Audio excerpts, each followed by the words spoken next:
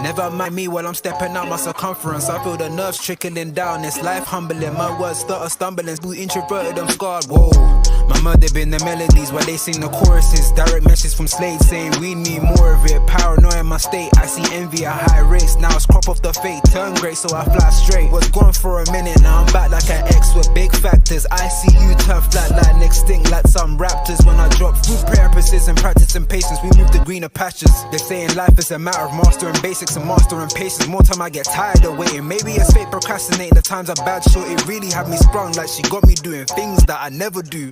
You thought that we connected when in fact it was trauma bonding. Just leave it up to me to break the rules, never corresponding. My childhood filled with fence climbs and knee scrapes and bikes and kicking it by the street signs. The older I get, I'm trying to lessen any screen time. The bounce back heavy, I rock steady on climb. This one's a fucking loop, the news will pick and choose whatever truth they wanna give to you. I cannot stomach it, so I poop. Oops.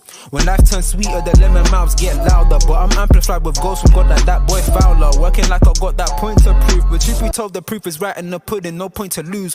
60 for the crepes, yeah, I did that just because. She expecting more, girl, you know I'm saving up. Left me on red, well, it was what it was. Never stress over them joints or in downs when times get rough, so I ghost. Long are the days when we was close, and when I see you, it's like two completely different type of ghosts. I approach the weekly fire dropping, which I'm feeding. Still, I don't expect to be the one. Your boy having fun, still the songs get spun like Beyblades and teacups. My fun fair to those that ever really know me from jump. So what's up, I've been the one they all depended on like TJ. Now they're dead wilder than a furry knockout punch, leaving them straight stunned. It's hella fun.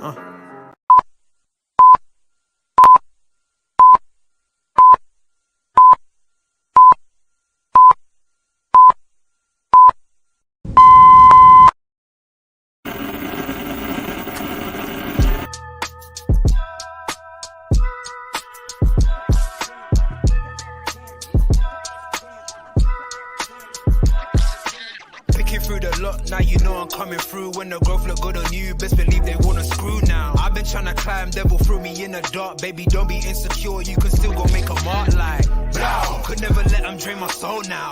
Blow. Table turning like doorknobs, wow. Blow. I think I'm about to set sail. I'm a walking, living legend, walking with my chest out. Life keep dealing me cards, I keep feeling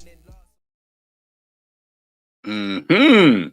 We're back in the building, people. We're back in the building. Good morning to everybody inside. Big up everybody over on X. If you are over on X, just jump over to YouTube. All you got to do is smash that like button. You can go back to X, go back onto your videos on those pages that you shouldn't be on at this early hour of the morning. But it is what it is, people. Big up everybody, of course, who's inside the building as well. I'm with the main man, and that is Ends back in the building. Before we get to the comments, my bro, how are you this morning, man?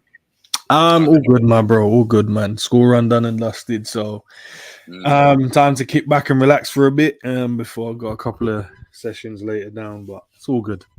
Yes, guys. If you got kids, you know what I mean, and you need them to be one-to-one coached, Ends is the guy that you need to speak to, people.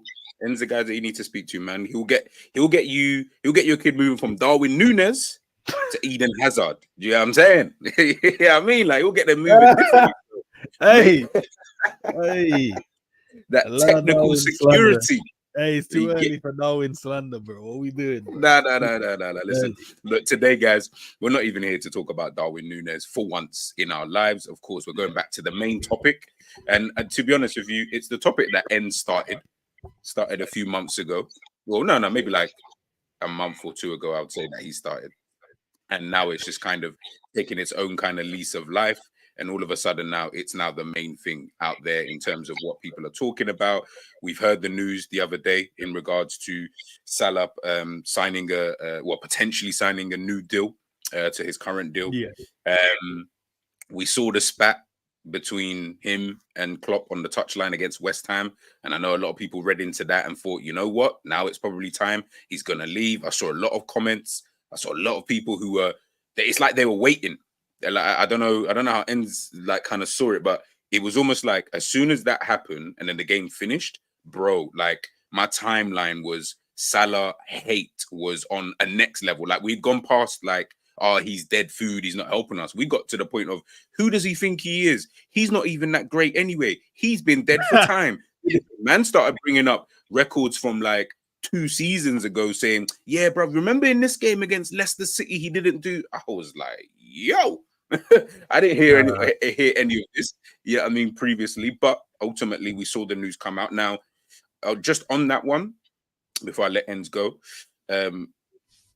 it's still possible he may leave, guys. It's still possible. This ain't a thing where I'm even looking at the situation and saying, oh yeah, he's 100% staying. Nah. Liverpool, you got to realize we're very good with business anyway. So we're not dumb in terms of telling everybody, yep, he's up for sale. And now every man and his dog is going to try come with these low ball kind of deals. And then that will kind of determine the market for someone like Salah. Because if 10 clubs come in for him and they're offering, let's say, 60 million as an example, that's the kind of ballpark we'd have to play in if we're then looking to sell. If we said, yeah, he's up for sale, right? So, of course, Liverpool saying that, he's not for sale, to me, with the way that Michael Edwards was before, with the way that things have been going, we don't know what's going on behind the scenes.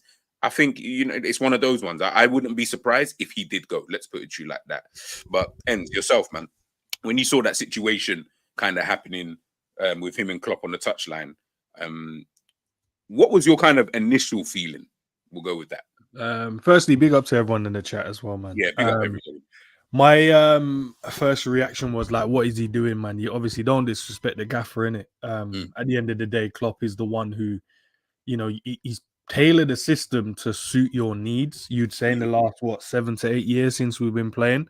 So I was like, bro, what are you trying to gain from this? But I get it, man. Sometimes, my initial reaction was like, nah, bun this guy, bro. Don't do that to the gaffer, innit?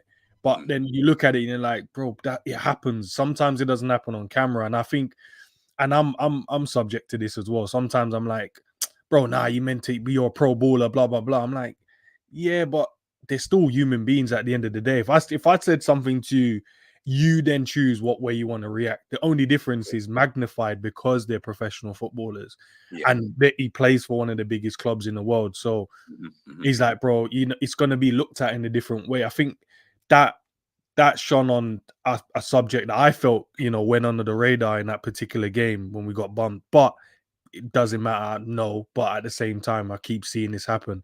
But yeah, nah, man, I didn't really like it. But I think it's just because he's a pro footballer and we just have in our own minds how they should react. But at the same time, man, it's a grown man. Klopp is a grown man. If they spoke about it, it should be done and dusted now, like what Klopp said. And I'm sure we're going to see pictures with Mo smiling. They're probably going to do the PR thing. They're probably going to be standing there having a laugh in one of the pictures, just so everyone can kind of relax about it. Maybe, in the next game, they do a little hug, and if he comes off, he subs him off or subs him on whatever way that means, a little hug and little laugh and whatever. And then we're all going to be like, shit, man, forget about it. Yeah, no, it's true, man. And to be honest, what Enz just said there about the whole PR thing, I'm waiting for that. When's our next game against Spurs? I was saying this in Savage yesterday, day before. I was like, bro, because we're not fighting for nothing now, I don't even know when we're playing, bro. Yeah, for real. Sunday. I think we're a super Sunday against Spurs, because I did say I'm going to schedule a watch along for it. So you did say that, guys. Make sure you already know you're subscribed over here, so I know you're subscribed over to Enz. He will be doing that watch along for the Spurs game, so make sure you keep your notification bells on. We can see live reaction of Enz. He's not going to be on his phone, by the way. You know what I'm saying? Enz said, don't be on your phone and watch the game at the same time. You know what I'm saying? I do it sometimes to trigger people, bro. One time I did it, just for see, and someone was like, I swear you said you shouldn't tweet.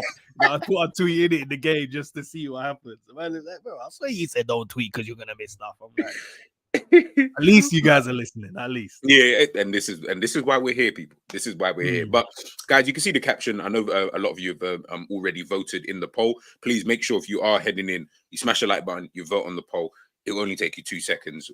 So I asked in the poll, and you can see in the caption, can Mo Salah evolve? Now, one of the things, and if you watched Jamie Phillips' show last night, we were talking a few things. So Edwards, Salah, Slot, but we obviously the situation with Salah and in terms of the position. Now, there's one thing I will say, and it's something, again, that Enz has been preaching about really for quite a while, is talking about Salah potentially moving inside. Now, we've seen what Salah's like on the outside. We've seen him on the wing for years, and we've seen the natural decline, I would say, for someone of his age, you know, the intensity that he's had to play in, and etc. etc. And I think that was always something I always looked at, right? I thought to myself, can he realistically do that? Because, you know, sometimes you get a feel for a player. You know, Yeah. you look at, and there's actually a couple players that we're going to take a look at today in terms of their start position for when they kind of started in their careers and the different positions they've moved to throughout their careers. And you guys will see those are those type of players. You know, those, like, we just knew almost, oh yeah, he can play in that position, or he can play in that position. For example, with Salah, I'm not 100, for some weird reason, I'm just not 100% convinced. Do I want to see it? Of course, because ultimately, listen, Enz keeps running the banter about the kicking the shins and the slipper. I know Savage always the slipper foot shot, bro. At the end of the day, I can't even back it because it's all true. It's all true. I can sit here all day and tell man about the goal against Chelsea back in 18-19, but it doesn't even matter because he's not doing that anymore. You know what I mean? I feel like his favorite move now is when he gets on like the inside the box on that right hand side, he likes to try and shift it to his left and do that bait kind of that shot that he always does into the far corner. And I'm always like, the problem you're going to have with that is, one, that shot's not always going to be open to you. Two, you've not like perfected it where like Messi perfected certain shots that you just knew, bro. It's almost like Curry with the 3-point. You know, when he gets into that spot, brother, he's scoring more often than not. I don't feel like he's perfected that, you know, so to speak. So that's why, you know, I look at these things and I think to myself, rah, can he really do it? You know, is it going to be one of those things? But obviously, you know, we take a look here. And guys, big up everybody in the chat and let me know your thoughts and feelings. And obviously, of course, I'll run through, you know, all the comments. This is obviously back in 14-15 when he was at Fiorentina. This is when he was on loan at that time from Chelsea at Fiorentina. You can see the positions, obviously, that he's playing. Right wing. He played actually, which surprised me because I didn't know. I was playing left wing as well. Second striker, attacking midfield and stuff like that. This was his record: 34 games, 9 goals, and 6 assists. So you're like, okay, cool. Obviously, still starting his thing, just leaving Chelsea as well, where it didn't really work out for him. Then we move on to the 15-16 season. This is where I felt like, okay, he's more coming into his own now. Obviously, then moves, of course, to Roma. 42 games, 15 goals, 7 assists, but he's playing obviously predominantly on that right wing, centre forward a few times, second striker, left wing, attacking midfield. So you're seeing, I wouldn't even say like a progression of position, but obviously his main position is always going to be right wing. But I remember this is the period of time when they had, I believe, Eden Dzeko at that time. So he was always playing, kind of feeding off him. And they actually had a really good partnership. I can't even front. Like I used to think, big man, small man. And you've got the small man is quick. Rapidly quick, but he's not someone I would call a finisher, right? That's not really something I would say. See here, 16-17 season, now he's upped it a bit, 41 games, 19 goals, getting a lot more assists. I'm pretty sure most of those are to Dzeko anyway. Right mid, attacking midfield, second striker, centre forward, you know, a couple of times. And then, of course, his first season at Liverpool. And I'll just stop it there. First season at Liverpool, of course, playing right wing, basically. When did he play? And this is where I was a little bit like, I almost feel that, not to say they get it wrong, I'm not here to tell transfer market that you're getting things wrong, but what they would consider to be centre forward, to be any position, I'm like, are you going based off like heat map, maybe? Like you've seen the heat map and maybe he predominantly played through the middle in a couple of games. There was a couple of games where he did play in behind the striker. I can't remember the exact game, but I do remember. I was like, oh, this looks quite good. It was a moment when we was looking at maybe playing him as the lone forward. You know, like what we used to do? We used to move him inside and then play him off with someone. And then the sub would be take the striker off and then leave Mo up top. Yeah. There was those moments in it when we started. But like you can see predominantly, bro, them positions started disappearing. I'm just looking from your first slide to like now. I was like, oh, left side was open up, attacking mid, this, blah, blah, blah. And then progressively, it just went one-sided. So, yeah. And you can, and this is it, ends a spitting there. Like this is literally kind of it that we're seeing with Salah. Of course, ultimately, I kind of expect it with anybody, or like there's going to be a period where you do kind of need to, all right, this is my position kind of thing. I can't keep going left, right, centre forward. Yes, you can play in those positions because you've shown that you can play there, but you need to have that. All right, I am a right winger, I am a left winger, a striker, whatever that actually may be. And I think obviously after that, big up Philip in the building, big up Steve, big up Marianne. Sorry, I forgot to even go through. Big up Ali Nurse, big up Honesty, big up Angel. Who else is in the building? Big up Ali A as well. Big up Storm in the Teacup. And keep it real. Keep it re7. Big up to your damn self. I think when he did get to Liverpool, I think we saw Sadio Mane shift over to that left-hand side. And I wonder, it's crazy because I wonder what that conversation would have actually been like between Klopp, Salah and Mane, really and truly, in terms of telling Sadio, look, we've got this guy coming in. He's going to come in and play right wing. You're going to go out there to the left. In terms of that in itself, do you think that was just a calm convo where he just said, bro, is it cool if you can just shift over to the left because we've got this guy coming in? Yeah, I think it's because it wasn't like Mane was here for like 4 years and then you're asking a man, shift because we're signing a new blood. It was only a season, wasn't it? Yeah, literally. So to adapt to a different position, maybe you'd sell it based on the tactics. You're like, we want to change the way we play, so want to use Mo that side, you this side, and we'll have Bobby through the middle. And then you guys are going to be the actual strikers because when Bobby drops in, you guys just tuck in and make those inside runs. So I don't think it would have been a hard sell. Yeah. It wouldn't have been a hard sell, and then especially when the guy come, you always. I'm not saying Mo can't play on that side. Obviously, he played there before. But you always, as the player that can play in multiple position, right side or left, which was Mane, you kind of go, all right, cool. It is what it is, isn't it? I am multi-skilled where you're like, nah, Salah, he likes to do the cutting inside on that foot. Yeah. So I don't think it would have been a hard sell, to be fair. No, of course. Big up Angel. Completely unconcerned about Salah's argument with Klopp. Concerned about Salah's 2 penalty goals in the month of April and his pathetic performance in the Merseyside derby. 100%, man. And I think Enz is kind of saying that there. These guys they're grown men. Do you know what I mean? So I don't. And where they've worked together for so long and had such a great relationship throughout this time, I don't feel like that was a madness that everyone was making it, out to be. Honestly, I'm telling you, we are keeping Salah and won't get a right winger. It will be Elliott being the utility man up front again. Hey, listen, man, you man want Somerville, right? So, I mean, Jerry wants Bowen and that. So, let's see what happens. Marianne, why can't you have words with someone if you're upset? It happens. I do it all the time, but it doesn't make if you're as famous as Salah and Klopp, it might make the news, Yeah, that's what I was saying, man. That's what I was saying, Marianne. It's because they're pro footballers, and I fall into that trap as well. Because I'll be like, bro, what you doing? But at the end of the day, they're human beings, innit? And if you're chatting shit to me, I'm gonna, I'm gonna give you a bit back. But I think it was because of what Salah said after, innit? Everyone then make their own assumptions. Yes. What does that mean? But he would you see when you read it, you interpret it in your own way. So when I read that, I'm like, what do you mean about fire? But then when I saw the video of him saying that, I'm like, this guy's trolling, bro. Trolling. You know what? Stay there, right there. Let's play it.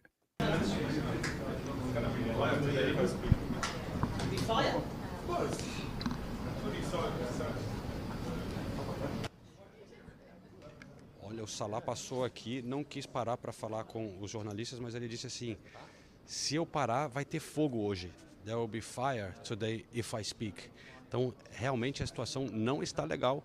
Teve essa discussão durante o jogo entre Jürgen Klopp e o Salah. Parecia ali na hora, pela imagem, que o Klopp estava reclamando com o Salah, talvez de não ter se preparado a tempo. Okay, because I can't understand the rest. So in case there is anybody out there who can, please let me know and interpret that for me. But you heard him obviously say there after the game. And I'm with Enz. I feel like if you even just look at the way he said it, his body language, his tone, it just sounded like man was trolling. Like he knew that what he was saying. Like he knew in that moment, if I say this is going to be the kind of reaction because I know what's just kind of happened. Listen, I don't know what was said. No one knows what was actually said. That's only going to be between Klopp, the team, and Salah. Right. And so we can only speculate, and I get it. And I understand why people are speculating in that kind of way. But I just think at that time, and bro, like, honestly, if you were on Twitter ends, the way people went off, it was crazy. Like, honestly, I was sitting there thinking, rah, like I'm seeing some of the things I'm even seeing. It's not even football related anymore. Like, man's talking about, I saw someone talking about the Christmas stuff. was like, what's that got to do with this situation? Like, what is going on? And this is what I'm saying is that this is what I was trying to explain yesterday. And I've been saying this for the last like few weeks, because I said, you know what, this summer I'm on keeping receipts. And big up Cal, because I know he was saying that, he said a few things that maybe, I mean, he may have changed it, but I said it's not even about that, because there's a difference between people saying things and then waiting a period of time to then formulate whatever their findings is. Like, if over time you change your mind, that's bro, that no one cares about that. That's fine. That's absolutely calm. It's the people who go from game to game.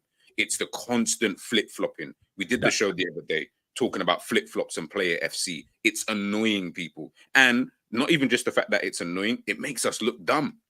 Hence why we can't then have convos, and then you're wondering and getting angry at why other people are not listening to what you're saying. It's because we do things like this. It just sounds silly. The flip-flopping constantly. Guys. Do you know what it is as well, G? Just if I can add to that. And that's an issue that I currently have as well. And no offense to everyone, obviously, in the chat and people that I've done like content with as well. It's I can't now trust what people have to say.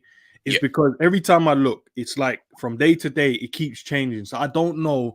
Are you changing because this is your own thought process, or are you changing because that's the narrative now?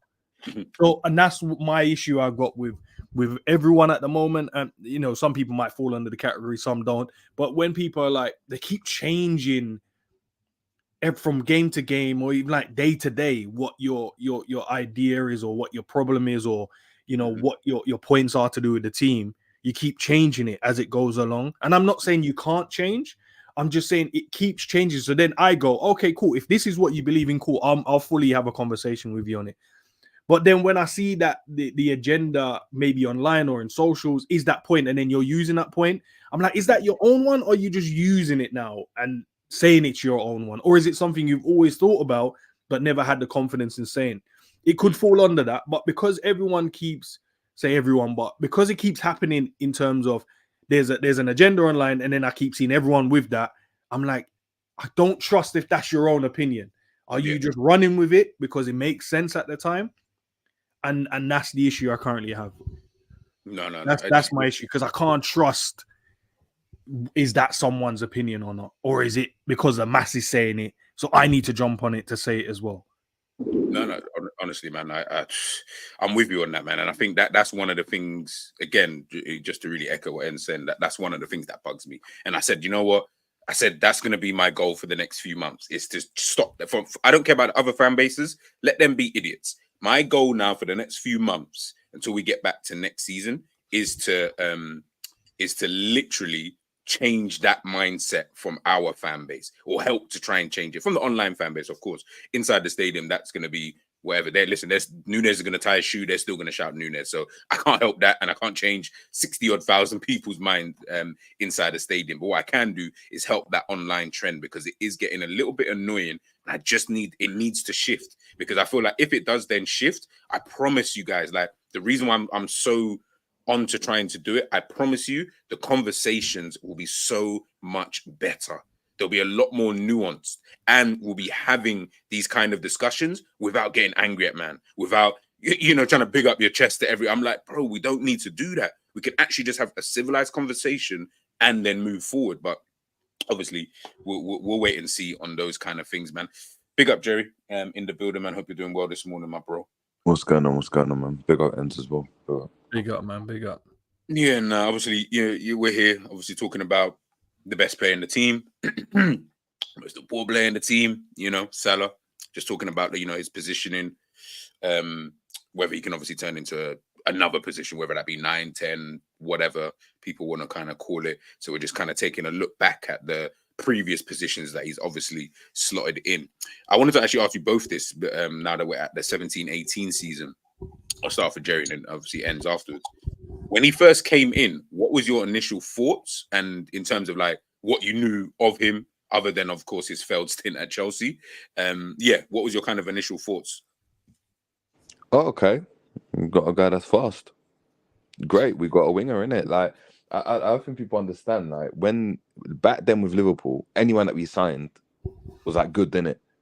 Like, I never looked at what anyone was like, oh, I can't believe we signed them. And that goes to anyone. That goes from like Ricky Lambert to Charlie Adam to this. It was just anyone Liverpool signs, it's calm. So obviously looking at it, we're like, oh, we got Salah now. Oh, okay, cool. Like that's better than having whoever we had out there at the time, innit? Like, I don't even remember. We had Mane. I remember who did we have left wing then? If we had Mane right wing, I think it was Coutinho.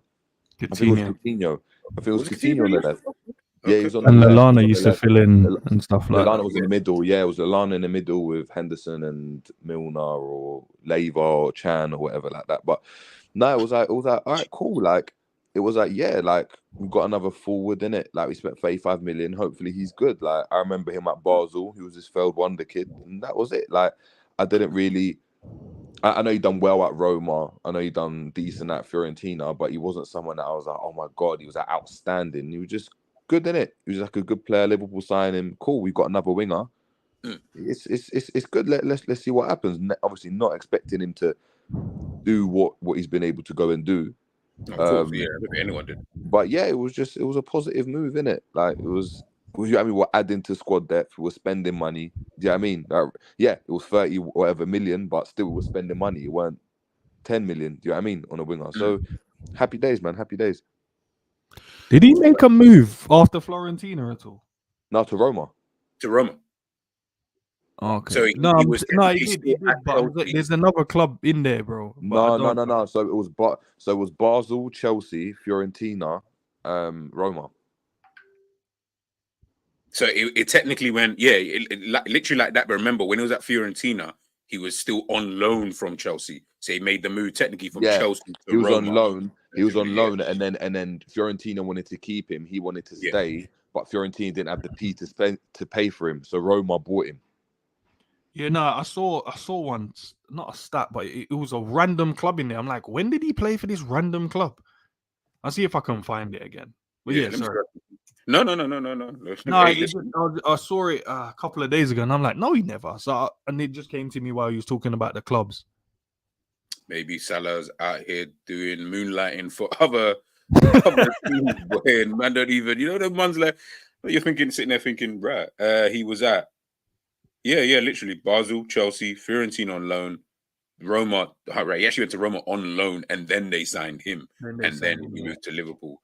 Straight after. Yeah, because they wanted to sign him, but you know how them Italian clubs do, innit? They get you on loan first, then they do this, and then they pay like 25 installments. Then they want the money back, then they purchase you, then they shop you out on loan. It's all crazy. But there was a thing they had on Football Manager as well, where you can co-own a player, bro, so they could play for both clubs. That was mad. They did that with Berardi, Sassuolo, and Juventus. They did that. Play like 6 months for one team and then go on. Bro. Listen, this is why Italy were going through their problems, because you man are out here doing co-ownerships and dodgy kind of deals. Like, bro, just buy the player or don't buy the player. But I don't really understand their whole thing anyway. That whole co-ownership thing, I never really understood it. If I'm being 100% honest with you, and to be honest, I didn't want to understand it. But ends to yourself, man. Yeah, him coming in. You know what? I really liked him when he was at Basel. When we were initially linked with him, and what obviously Jerry said, aka Thiago, he was just someone really fast, and I was like, he's still like raw in it. He's still rough around the edges. He's not the finished article. He's just really quick, and I'm like, okay, you know, sometimes in the Prem at that time, technically, it wasn't like players weren't that great. To be fair, like technically, it's not as good as it is now. So you're like, you just need some players with some speed, get round the back line, and then we'll have players around there to kind of tap the ball in the back of the net kind of thing. And then obviously it didn't happen, materialize. He went to Chelsea because Mourinho was like, no, we ain't allowing Liverpool to get him. So it was just like, let's just buy him for the sake of buying him. So they bought him. He went there and I'm like, he weren't really playing. He played a couple of games, got 2 goals, I think it was, for Chelsea in the end or whatever it may be.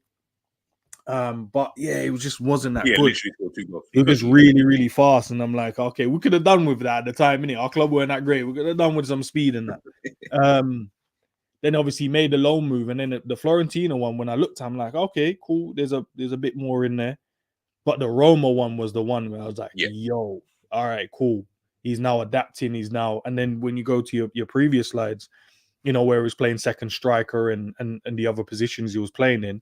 It's just like, nah, this guy's actually quite cold, man. And then he had a good season, and I was like, right, okay, how much is he gonna cost? And then when it was like 37 million, 39 million, whatever it was, I'm like, that's a bargain for this done.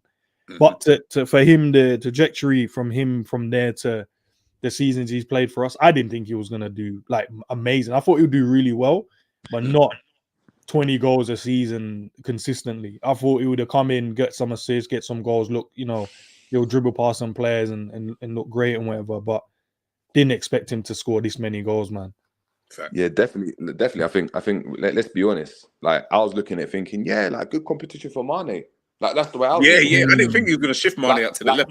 Shifting what Mane was doing. Mane was Mane was just like, oh, come on, this is Mane. You got Coutinho on the left, boy. Like, yeah, the shift was crazy. These guys in the team. Do you know what I mean? So yeah, 100%. Nah, man, I totally agree, man, and I think. Obviously, we've seen the trajectory, as Ed said, obviously different positions. That's a 17-18 season. Then, of course, the 18-19 season. That for me is still the best season that I've seen from Liverpool in terms of all round. We're talking performances. We're talking the goals that we scored. I even was watching a game that we beat teams like 4-3.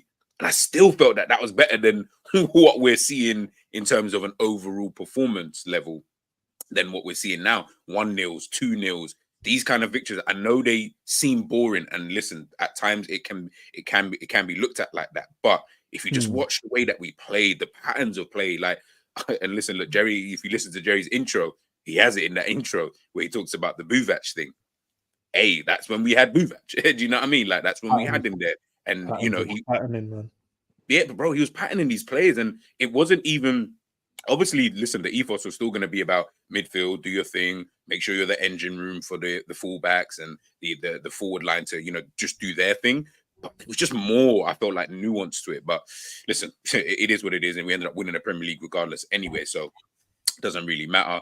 Of course, this is where now man's really playing. Again, it says here centre forward 15 times.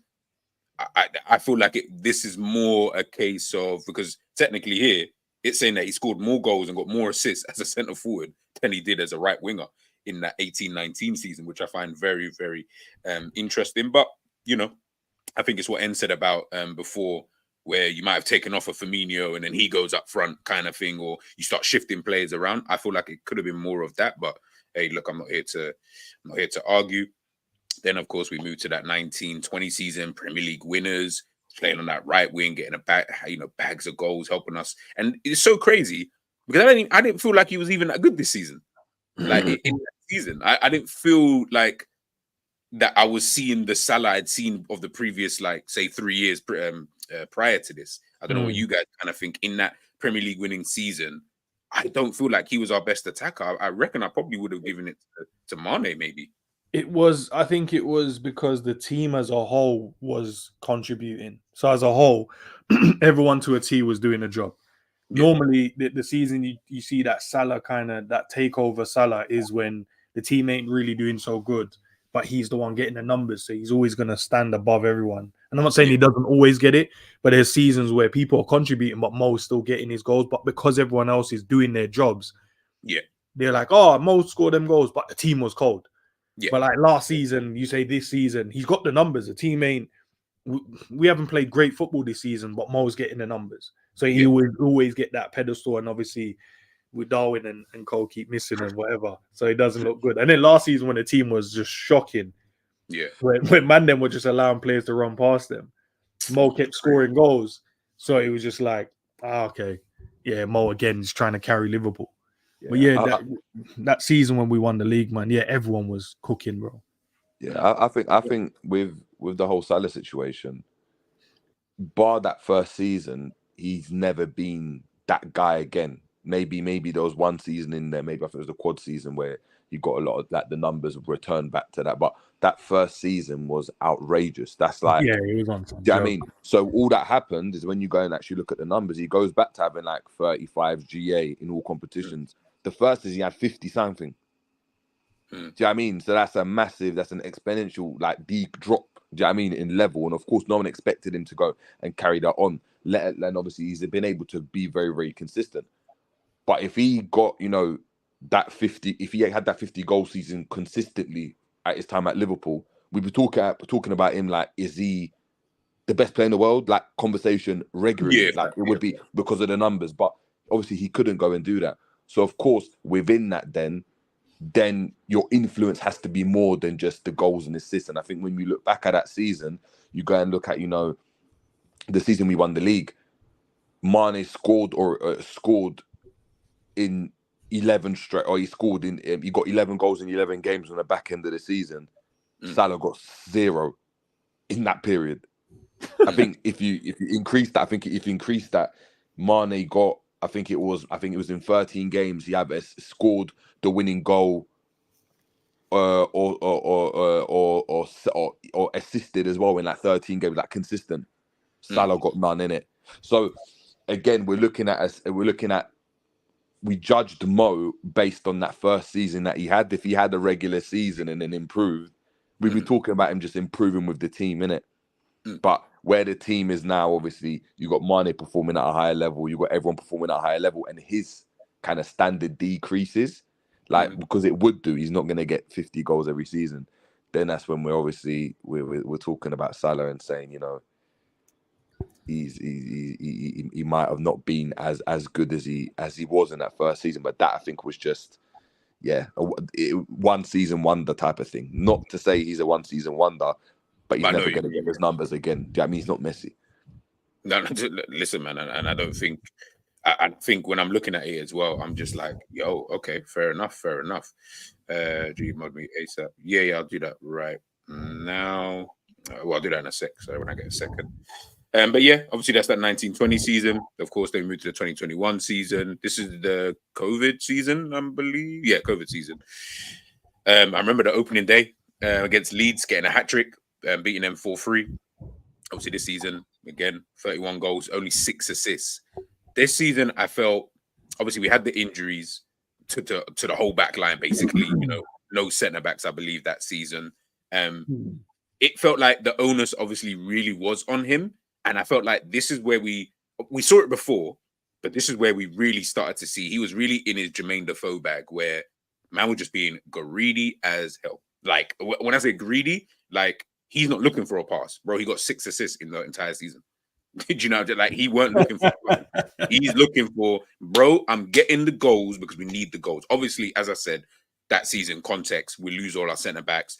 We at times we're not really playing well. We kind of need that, you know, that bit of a release, you know, that he's going to be able to provide, and that's fair enough. So I thought, okay, cool. We finished third. We finished third that season thanks to Ali. Then we move on to that next season, 21-22. You can see he ain't playing no other position but right wing. 31 goals, 15 assists in this season. I'm going to go back through it in a second, but there's something that I want you guys to just keep in mind is the amount of minutes that he's playing throughout all of these seasons.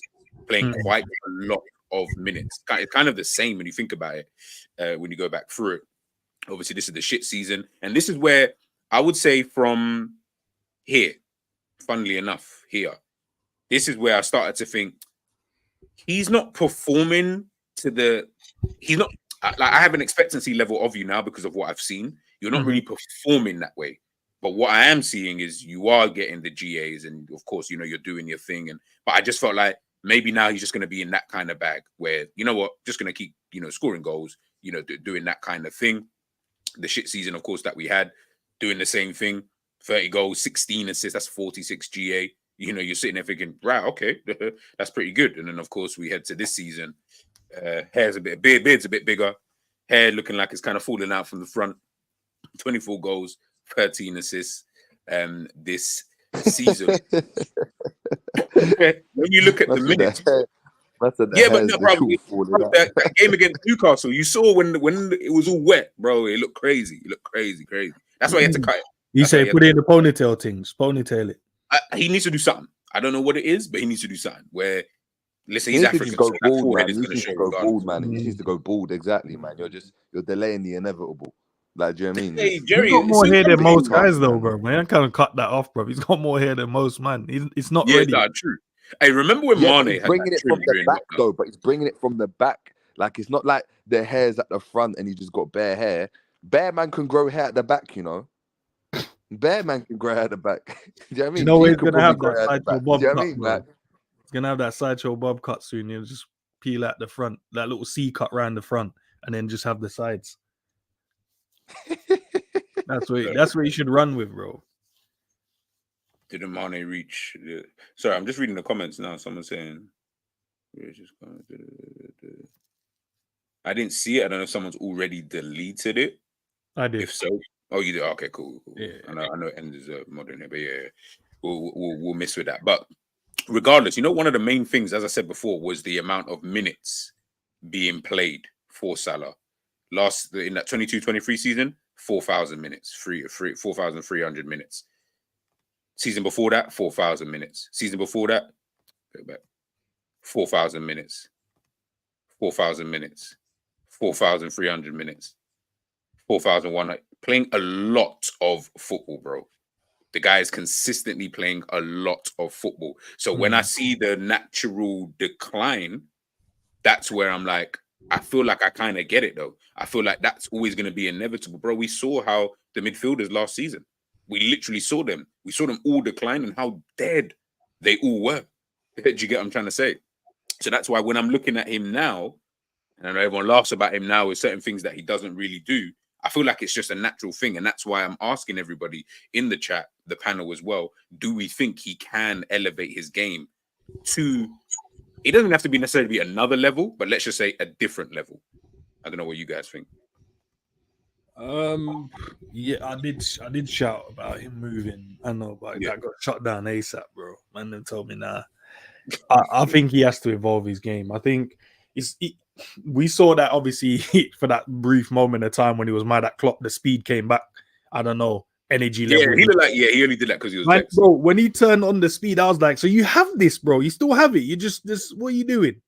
But I feel like a player of his ability, I think he should go into his creative bag now. Yeah. And he can still get, the problem is, he can still get goals, and I still believe he can score consistently the same numbers. But if he goes into his creative bag, he's not only going to be in better positions, his teammates are going to find him in better positions as well. So he's going to find his teammates, and his teammates are going to find him in better positions instead of trying to force the ball to him in moments when they don't need to.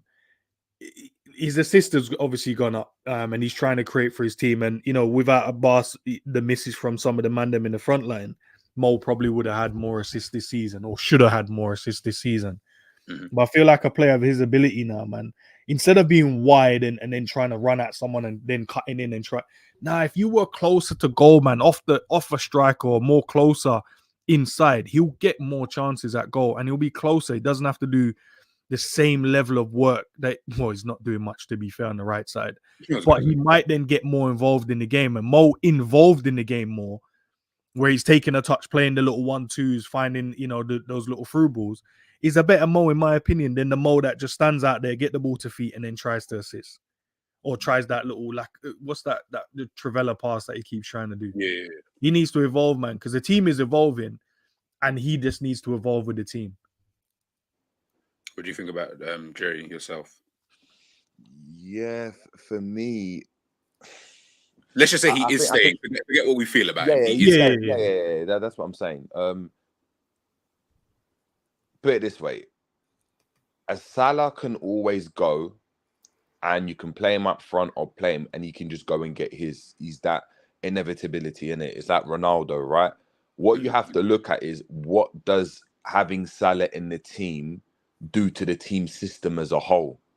Because of course you can keep him in the team and he's still going to get goals. You can still create a system to get him closer to goal, get him. But what does that do for the team? How do the pressing numbers do? How does it work when he's got to work off the ball? When we look at the Goodison Park game, it was the fact that man are going up for headers. Mikalenko's going to get the ball and he's not even he's like, oh, I'm not even going to get there.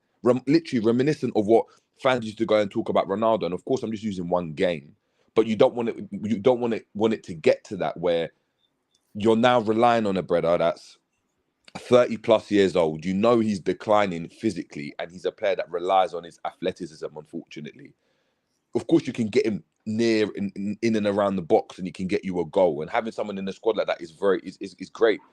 But you can't have someone like that starting at the club. Now we speak about Salah getting into his creative bag. This is him in his creative bag. As soon as Nunez came in there, that was him in his creative bag. If you go and look at where he spends majority of his time now, it's away from the penalty box. He's not making those out-to-in runs inside the box anymore, where it looks like you pause a freeze frame and he's up front. You got Bobby in the 10. You got Mane holding the width. He's the one holding the width now.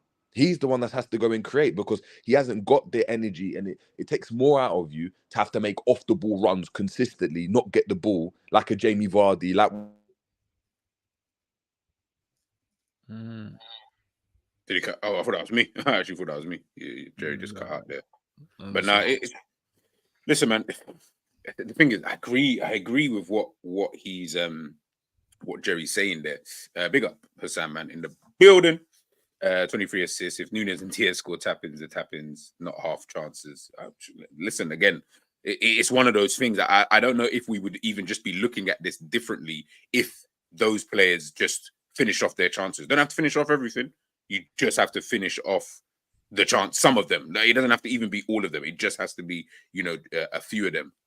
There was something, obviously, I was looking at here, the stats here. I mean, he's in the 99% now for touches in the attacking penalty box. So obviously, we're trying to get him in those kind of areas. Progressive passes received. He's getting the ball, 93 percentile. Progressive passes, 77th percentile. Progressive carries only in the 50s. Take-ons, though, that's where I looked at and I was like, yeesh, man's on the 28th percentile. Like, that's real low, That's proper low. Did you get what I'm trying to say? Pass completion, only really 39. Again, not really like for when you're in the 39th percentile of all the attackers, that tells me you ain't really doing too many. So you see the top half, those numbers there, yeah? Like, okay, cool, great. That means I might have to shift your position. You see the second column down, that's where we're like, we need to replace someone in your position for you. Yeah. And then how can we maximize the top half, how can we maximize that? That could be playing in behind the striker. Mm-hmm. We can maximize that even more, and you get more goals, more assists, and whatever it may be. Closer to goal, I'd say less work. Still going to have to work. But that low number, when you have to take on, because there's always going to be fullbacks, bro, and you have to take people on. You have to take people on, and you have to be accounted for when we need you. So I don't know, man. If we can find someone to play in his position and then move him and shift him and then let him adapt into a different position, we can maximize the top half, and then the second half we can just, we can get someone else to improve on that. No, it's true. Not being able to take a man on is crazy, and especially now in the way the Premier League is. Yeah, bro, you saw the stat there, brother. He's ranked in them kind of numbers where I would expect to see like fullbacks in. Like 28%, bro. That's a low. Remember, this is right wingers, so you're supposed to obviously be the number one. And I know Sam's saying there, is that a decision on Klopp's side? I don't know. I feel like, I'll be real, he just can't do it anymore. Yeah, like I don't even think that's a decision. I genuinely believe that he's now reached that stage where it's like, that's not really my game, anymore. Big up Cameron. People forget the Luton. He should have had bloody scored with their header before Nunez missed. Hey, we're not going to talk about that right now, man. We'll leave that. We had a long debate about that the other day. What was actually going on. But as N said, these statistics here, I feel like these will always kind of remain relatively high anyway. I feel like expected goals, non-penalties, goals and assists, non-penalty goals, penalty kick, whatever. They'll always be high. Shooting, again, I expect them to be relatively high. I mean, he ranked 73rd percentile for shots on target. Could that be better? Yes. But again, right winger, do you expect it? I don't really know, but I do realize he does miss, quite a lot of chances. Goals to shots on target. Again, that's what I'm saying. This is where I'm like, I just wish he was a little bit better. Like, this could be 73 as well. And I reckon you'd have a lot more goals, to your name. But everything else is going to be kind of the same. But it's this stuff, as Enz is saying right here.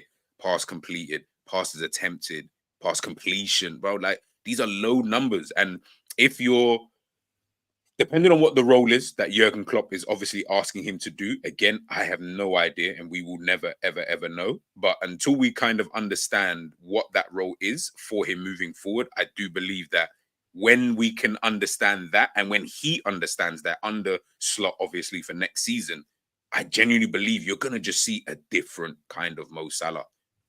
That's my hope. This is me just dreaming now. Like, I'm hoping that we do, of course, get to that kind of stage. But yeah, the passing stats and the passing types and goal and shot creation, they're not too high, so to speak, in certain areas. Some are okay, some are really, really good. I don't really care about the defense, but others not really to my liking. And that's why I was saying at the beginning, and Jerry just mentioned him. Jerry just mentioned this player now, and that's Ronaldo. This was one of the players that I looked at, and I said, of course, listen, I'm not saying that he's on Ronaldo's level. I'm not even saying he'll get remotely close to that level. But when we do look at someone like a Ronaldo and the kind of roles that he has played, this guy was playing left wing before. This is 11-12 season, 12-13, again, playing on that left wing. I would go through the goals and assists, but bro, man played 55 games and scored 55 goals. Like, it's ridiculous. It's actually ridiculous what this guy was doing, but he was still getting assists. Obviously, he was probably more their chief goal scorer, like a Salah is, but of course, the goals that he's getting are obviously going to be ridiculous. 13-14 season, again, in his bag, left wing, 51 goals, more goals than games, but still getting himself 17 assists. Do you get what I'm trying to say? 14-15, this is where obviously he starts to spread across. I couldn't be bothered to go back to the Manchester United days. No, it's fine. I didn't really care about all of it. I didn't really care. It was more from Madrid. That's where he was really in his elevated, where he elevated his game. But you can see here, left wing, centre forward, right wing a couple of times, doing his thing. And then, of course, moves to Juventus. And this is where we see him move into that centre forward kind of area. This is where we're starting to see, okay, I need to change my game. Even looks older here in comparison to the other pictures. So guess what? I need to change my game. What are my strengths? What are my weaknesses? Well, weaknesses are going to be, I'm not as fast as I was 3 seasons ago. So regardless of the league that I'm playing in, I'm not that quick. So I'm going to need to play in a position and play in a way that's still effective, because he's fantastic at shooting, great at headering the ball, presence in the box, and he's got an array of finishes. And he's still fast enough. Like, he's still got a bit of pace about him. Guess what? We move in. What do you, in regards to like stuff like that, when you are, he did play right wing. In regards to Ronaldo, and we're looking at him in terms of his own arc, did you always kind of see that coming with someone like him, like knowing when that pace was going to go, he could just move straight into the middle? Yeah, you saw a bit of that in his last season at United, when he was like it wasn't a vocal point, but he was ending up in the box a lot of time. You're like, bro, his finishing is outstanding. His presence in the box from, crosses and just his overall ability when he's inside the box, you're like, nah, this is cold. But then when he went to Madrid, you're like, all right, cool. You can, float around on the wing and do whatever. But as older he got, you started seeing he stopped being able to beat players. Yeah. And you started seeing like he was losing his 1v1 against the fullbacks. And I was like, bro, just play more as a striker then, bro, or a second striker, instead of you trying to keep thinking you're going to take, because the fullbacks are getting younger. They're getting a lot more technical. They're quicker now than what they used to be before. It's not the fullbacks of the older days when all their job was to clear the ball as soon as they get it. Now they'll take you on themselves. They'll play a 1-2 and burn you, then get a ball in the box. So the older you get, sometimes you have to understand, like exactly what you said. What are my strengths? And then how can I best utilize my strengths? And we're not utilizing most strengths, whether that's him, whether that's Klopp, wherever it may be. The next manager have to make a decision, and whether we sell him and get someone else, or you go, right, Mo, we need you to evolve. If that means playing as a second striker, if it means playing in a 10, I don't know what it looks like, but it means we have to get you maximize all of those things, your goal scoring, the assists. The closer we get you to goal, the more chances you're going to get as well. The closer you are to goal, the more maybe that percentage of shot target on target goes up, because he's closer to goal and he doesn't have to try and weave his way to try and get a shot away, them right channels. But now he's directly in front of goal, so someone square it to him, tap in, and that might increase. And he's creative as well. Obviously, we've seen, he's tried to get as much assists as he can this season. But yeah, you trying to take on your fullback ain't working, bro. The fullbacks in the Premier League are not slouches anymore. And they don't respect you in that position. So now they need to fare you somewhere else. They need to fare you somewhere else. And then put someone out there that's going to go 1v1, goal line, can go in the inside, can, sprint feed. The old Mo, where he just run past you, just a little drop of the shoulder. There was no step overs. There was nothing. Just a little skill and gone. Little drop of the shoulder and gone. Little touch and gone. But you can't do that no more. So we have to maximize your strengths. And big man, that's not on the right wing no more. And if the new manager goes, right, and I can get someone else to do that, and then I don't see a position where you could play because I'm thinking of getting someone else to play in that position, or maybe there's someone else in the team he wants to play there. It doesn't mean we sell him, but it means his game time might go down. So I don't know. I honestly don't know what it looks like, but he can't play on the right wing no more. No, it's true. As I'm saying, ends that's fair. However, in my opinion, I just think he needs a running mate. We miss gunmen in this team. Shaqiri and Origi are better than the starters in this side. Shaq was finishing though. Nah, do you know what with Origi? Origi, bro, Nah, man, Klopp, you missed the trick with that one, bro. Because we were calling him for I think he did. As much as I could get a run in the team, bro. Just play. You remember what was the season, bro, when he had like 6 starts back to back and was like, yo, Origi's looking. It was the 18-19 season, the Champions League season. Yeah, bro, he was looking saucy, bro. But as soon as Mandem was fit, bro, he was bro. And this is and it's all, you know what, I say this all the time about Klopp, right? In fact, let me even quickly get to the super chat here. Big up, Steve. I think you didn't put a message, but yeah, just put a message up. I'll bring that up and read it out. But love for the super chat anyway, my bro. Big up Any as well inside the building. Any, if you are free and you want to hop on, my bro, just literally message me and I'll send that across to you. But yeah, I think, and Hussam as well, same thing, man. If you're free, bro, let me know and I'll send you the jump in, man. Have this conversation. But I think one of the things I always say with Klopp now, Klopp come like it's like, and I hate using the analogy, but I have to. Klopp come like the guy this season, right? First time they got into the club, it's the first time he's been drinking, he's smoking, he's doing too much now, though. You know when you overindulge because you've never done it before. So now you've seen Gyal, you're just like, oh my goodness, like I've got to drink, I've got to smoke, but he's doing it too much. I.e., the rotation. Klopp never did rotation before. Now man's doing rotation every 2 seconds.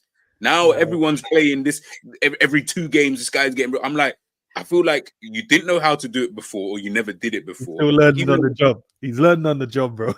Bro, we're 8 years in, my guy, and I'm saying we're 8 years in. He's 20 years into his managerial. Bro, you need to understand that there has to be a balance between it. And I think Savage mentioned this before. Go on, sorry. No, I was gonna say, bro, you have to understand. He's always had a team of 11, and then maybe a couple of men on the bench. Maybe. Yeah. Dortmund was the same. First team was at the same. Liverpool, when he came in as well, he was just in 11. And then we would sometimes use the other Donnies if there was injuries. But now he's got so many players, bro. He's like, oh, my days, I've got a road. Like some of the times I'm like, bro, he played 90 minutes. Yes, the last game. He can play again. He's like, nah, 65. But do you know, I always think in the moment when he takes off a player, I'm like, what if they played the 35? Would they have got another chance? Maybe he would have scored. Maybe that chance falls to this guy. He puts it in. But we'll never know because this man's like, nah, 90, 65, 90, 65, rest. They're like, he doesn't need a rest, bro. While I'm feeling like Arsenal, them man, they're running the same centre-back pairing, bro, the whole season. Just run it. You're fit? All right, run it. I'm like, why do we need to change up our centre-backs every 2 seconds? Fullbacks are getting changed up. I'm like, nah, bro. Even for games, I'm like, nah. What's going on? But he's not used to it, man. You know, he's learning on the job. I mean, Ends is giving him the blights there, but you know, it is what it is. Want to cook Klopp, man. Man. No. Like I said, man. Hurry up, man, because I want to take that link out of the chat. But I just sent you the link as well. So yeah, please hop on if you're available. But that was always my problem with Klopp was that level of rotation. But again, like Enzo saying there, with the Origis and the Shaqiris, you never gave them enough chance. So when they were coming in, bro, man's coming in, ain't played in 2 months, like consistently. and you're expecting man to just come in.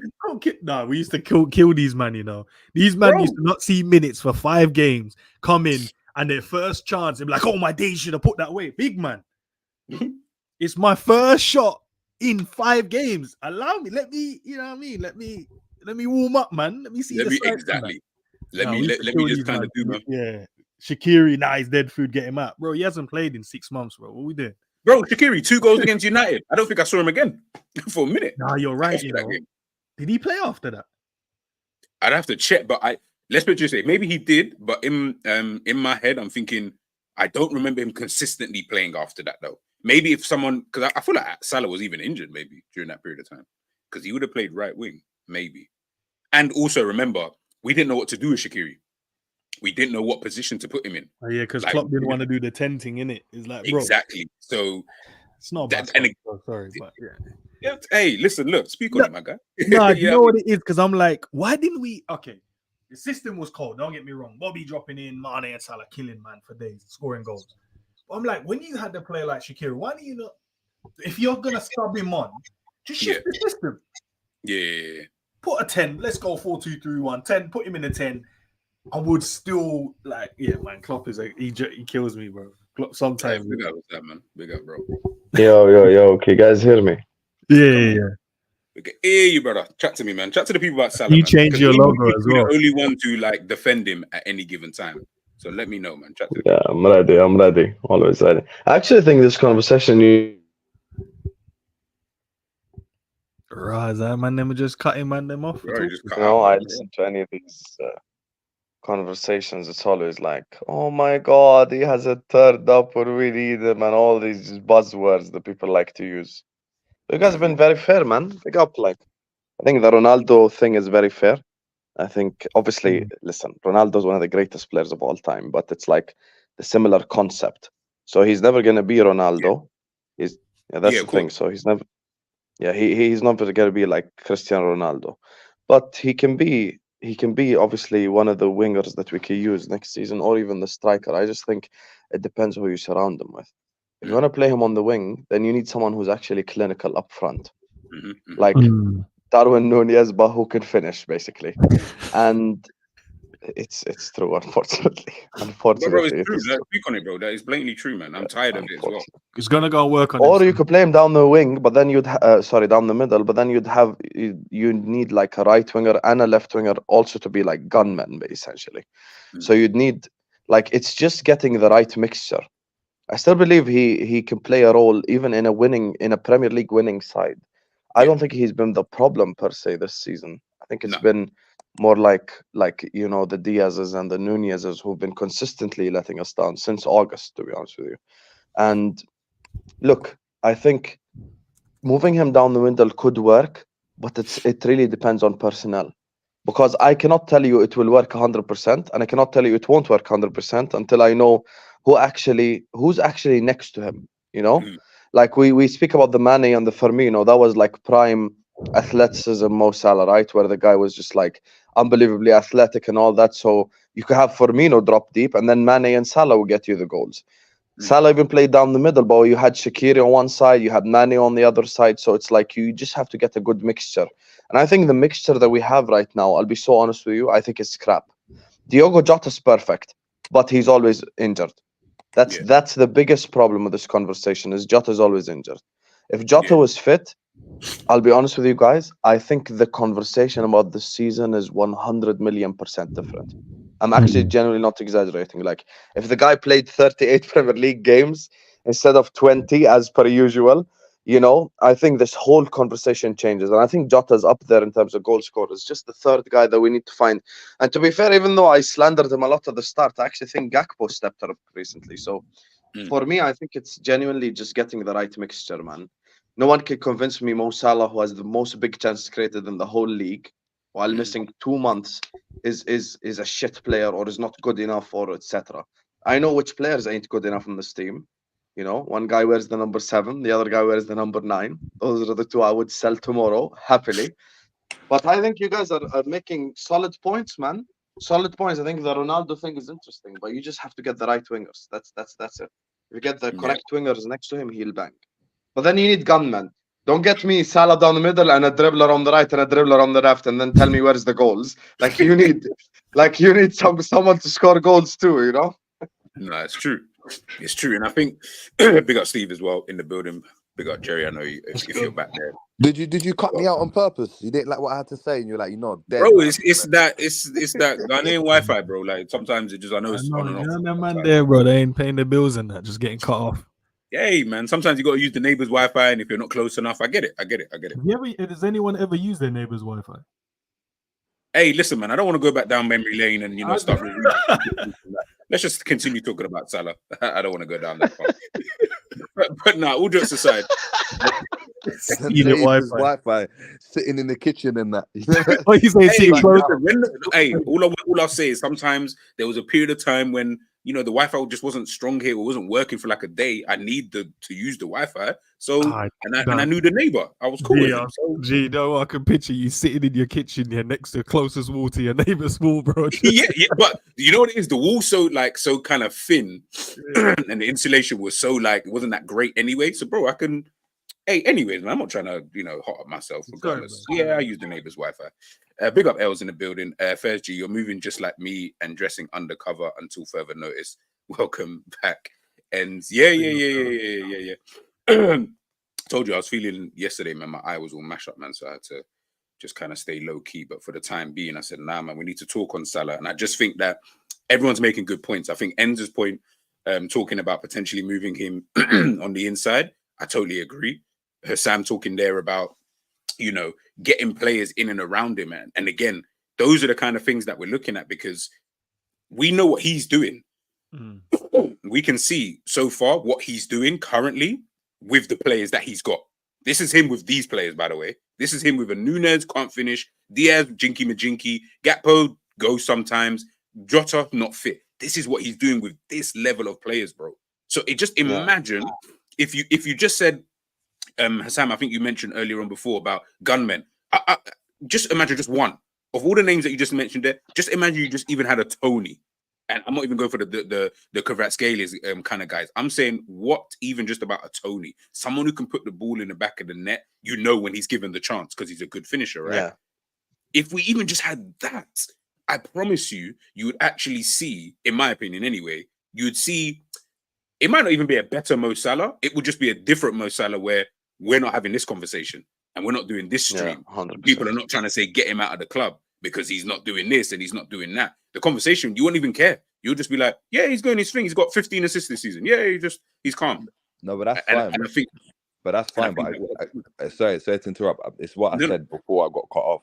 I actually agree with everything that we're saying, but you don't want to get to the situation again where it's like Ronaldo at United, where you're doing everything because he's still going to get his. Like, no matter where Salah goes, he's still going to go and get his. The question is, do you still want to go and base your team around someone like that?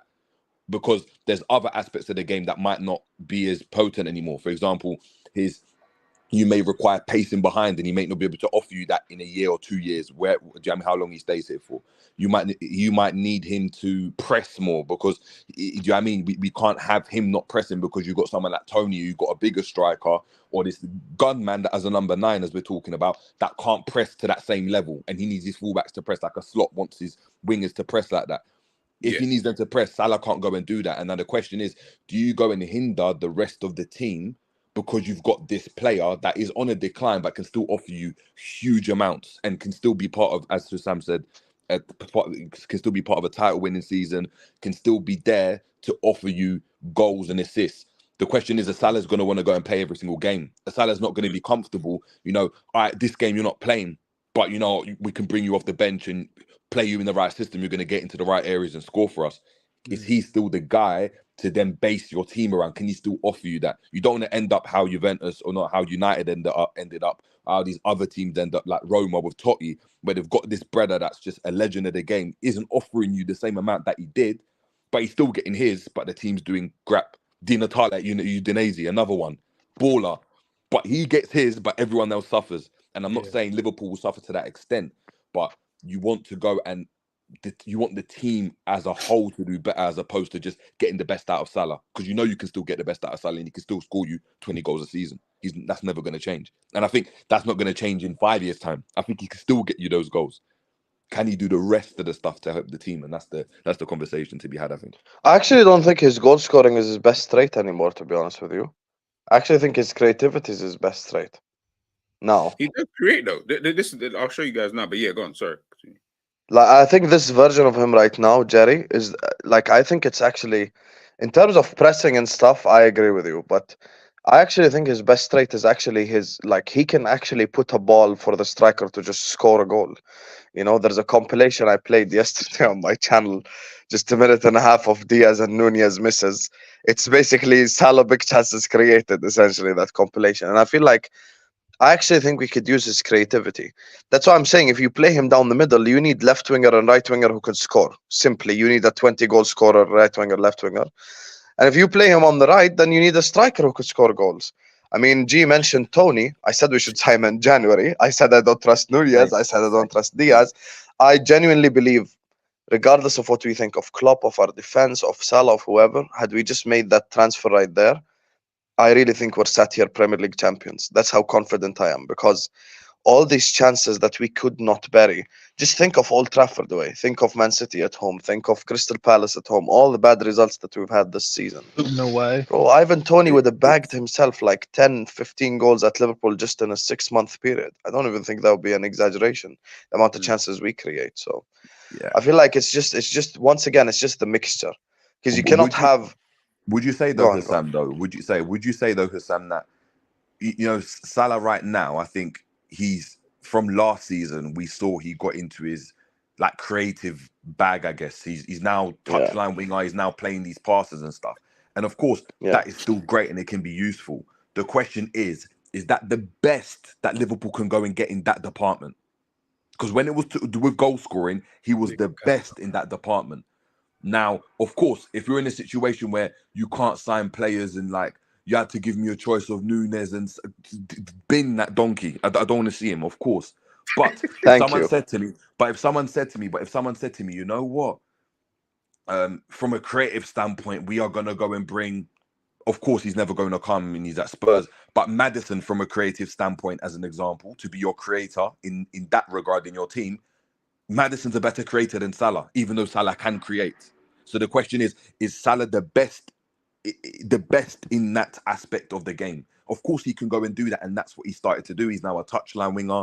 He can't really beat his man, so he's got to come short for the ball a bit more, and then he can play fantastic passes at times. Is that the best in quality that maybe what Liverpool have right now? Of course, but is that the best in quality that Liverpool can get in said transfer window in the summer, in January, in a year's time? And if we can get better even in a year's time, then you may need to look at cashing in on him because of the amount of money you're going to bring in for Salah. And that's not a slight on Salah as a player, if that makes sense. Here's the thing, Jerry. In terms of like, is he the best? The numbers state yes, because he does have the most big chances created in the league. Chances created is a Fugazi stat, because you pass to someone, he shoots, they count that as chances created. So that's kind of Fugazi. But big chances created is essentially the chances that you like, tap-ins that you create, or clear-cut goal-scoring opportunities. That's how they define it. He's still the number one in the league in big chances created. So I know he can create chances. My only problem with the Salah replacement, and I told you even when we worked together last summer about this whole Salah transfer and stuff, I told you guys the same thing. I said, this football club is not going to sell Salah and buy Vinicius. We're not going to sell Salah and buy Mbappe. We're not even going to sell Salah and buy Rodrigo, guys. Like, let's just be real. We know the level of winger we're already linked to. Just think about it logically. Do I think that said winger that we're linked to this summer is going to perform better than Mo Salah? The answer is no, to be honest with you. That's the thing. Like, if we were Real Madrid, Jerry, I'd be like, sell him and go get the next big thing, like go get Vinicius, go get Mbappe, go get this guy. But that's not how we operate. So I'd rather, my logic with this argument has been consistent from the start.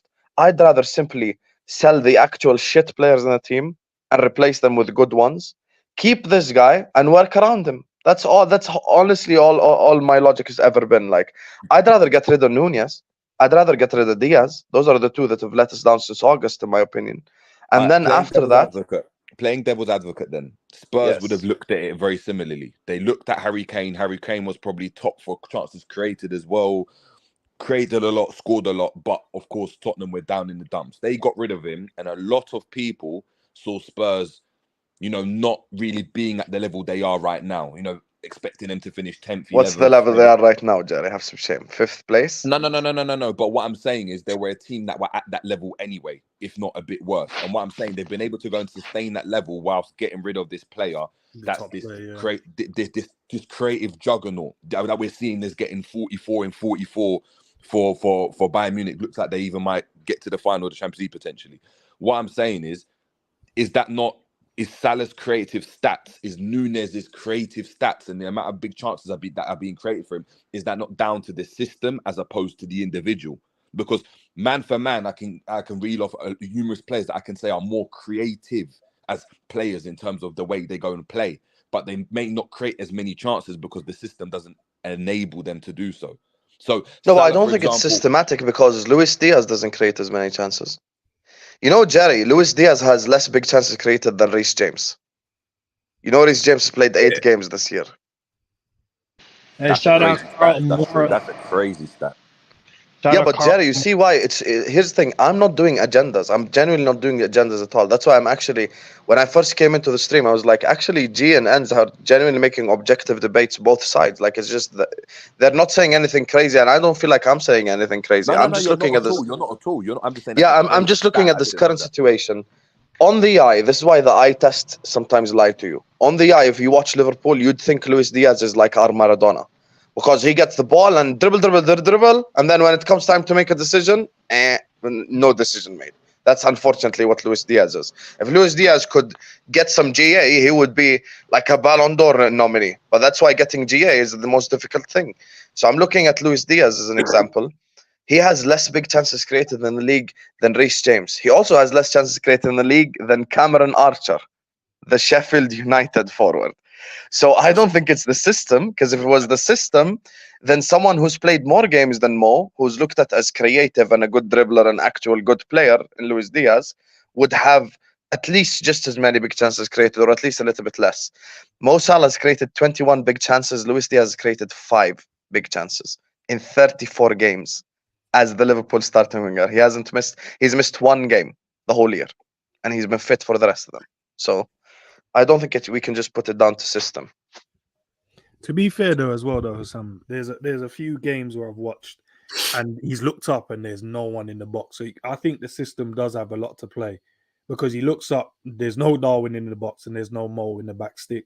There's no midfielders making a run into the box.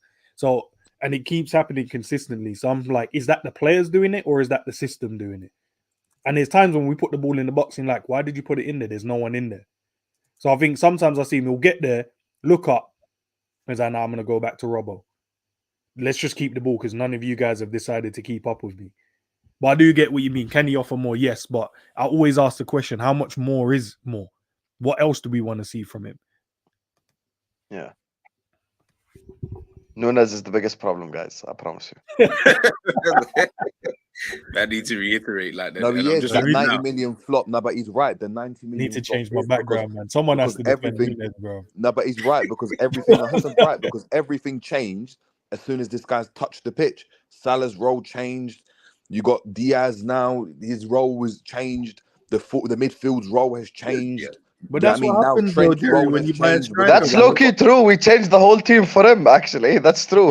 That's what happens when you buy a striker, innit? The manager bought a striker, so we have to change the supply for the striker. Yeah, and then, you know why it's not system? He has less chances created than Alfie Doherty, brother. Come on, bro. That's why I'm going through the list because I'm like, oh, maybe I'm missing out his name. Oh, you're going to have to go for a while to find Diaz, brother. Keep going. You're going to have to go for a while. Malo Gusto, you know. James Garner, Anthony. Less big chances created than Anthony. That's the Colombian forward that you guys want to keep in this team. Oh, keep going. We're not there yet, brother. Keep going. Keep going. And did his research. I mean, it can't be this low, bro. I love it, Guido. Oh, it is. It is. Hey, shout out Jacob Murphy. Hey, Jerry, did you take Audebert at Liverpool? Oh, there he is. There he is. Jesus, Tom Kenny, Sufal. Kufal, bro. Ayer, who's Brentford's centre back, Jerry. Think about it. There's a Hungarian Gerrard. There's a Hungarian Gerrard. But clearly there must be a system issue then. It cannot be this bad. Yeah. I actually think yes, it is that bad because Diaz is just not a good player, brother. I'm going system, bro. Man. Rashford's got 6.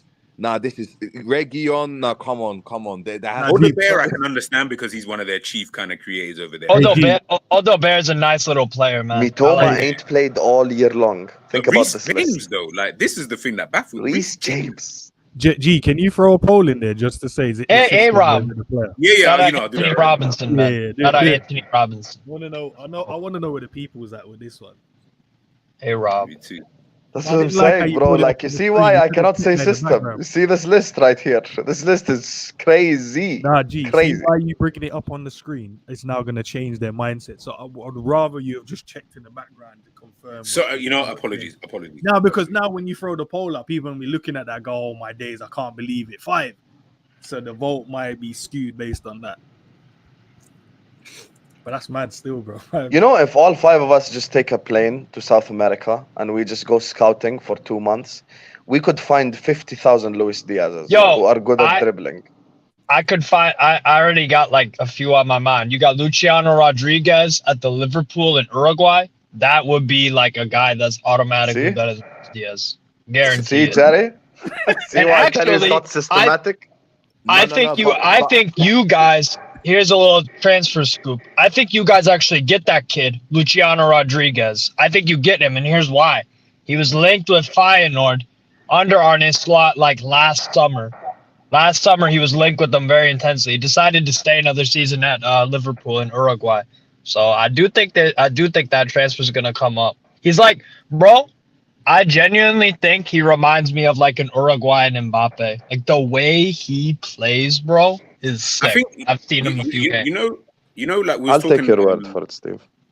The thing is, it's not even that. Like, I don't mind getting. By the way, someone like, listen, get him in. He does his thing, blah blah blah. I'm good with that. My only issue with getting in some of these players, and Sam mentioned it before, and sorry, I'm just looking at this list and I'm seeing some crazy names. Cameron Archer, yeah, he has got. That's mad. Miguel Almiron, that is the biggest crowd. Almiron, who had like a good 6 months. Brennan Johnson.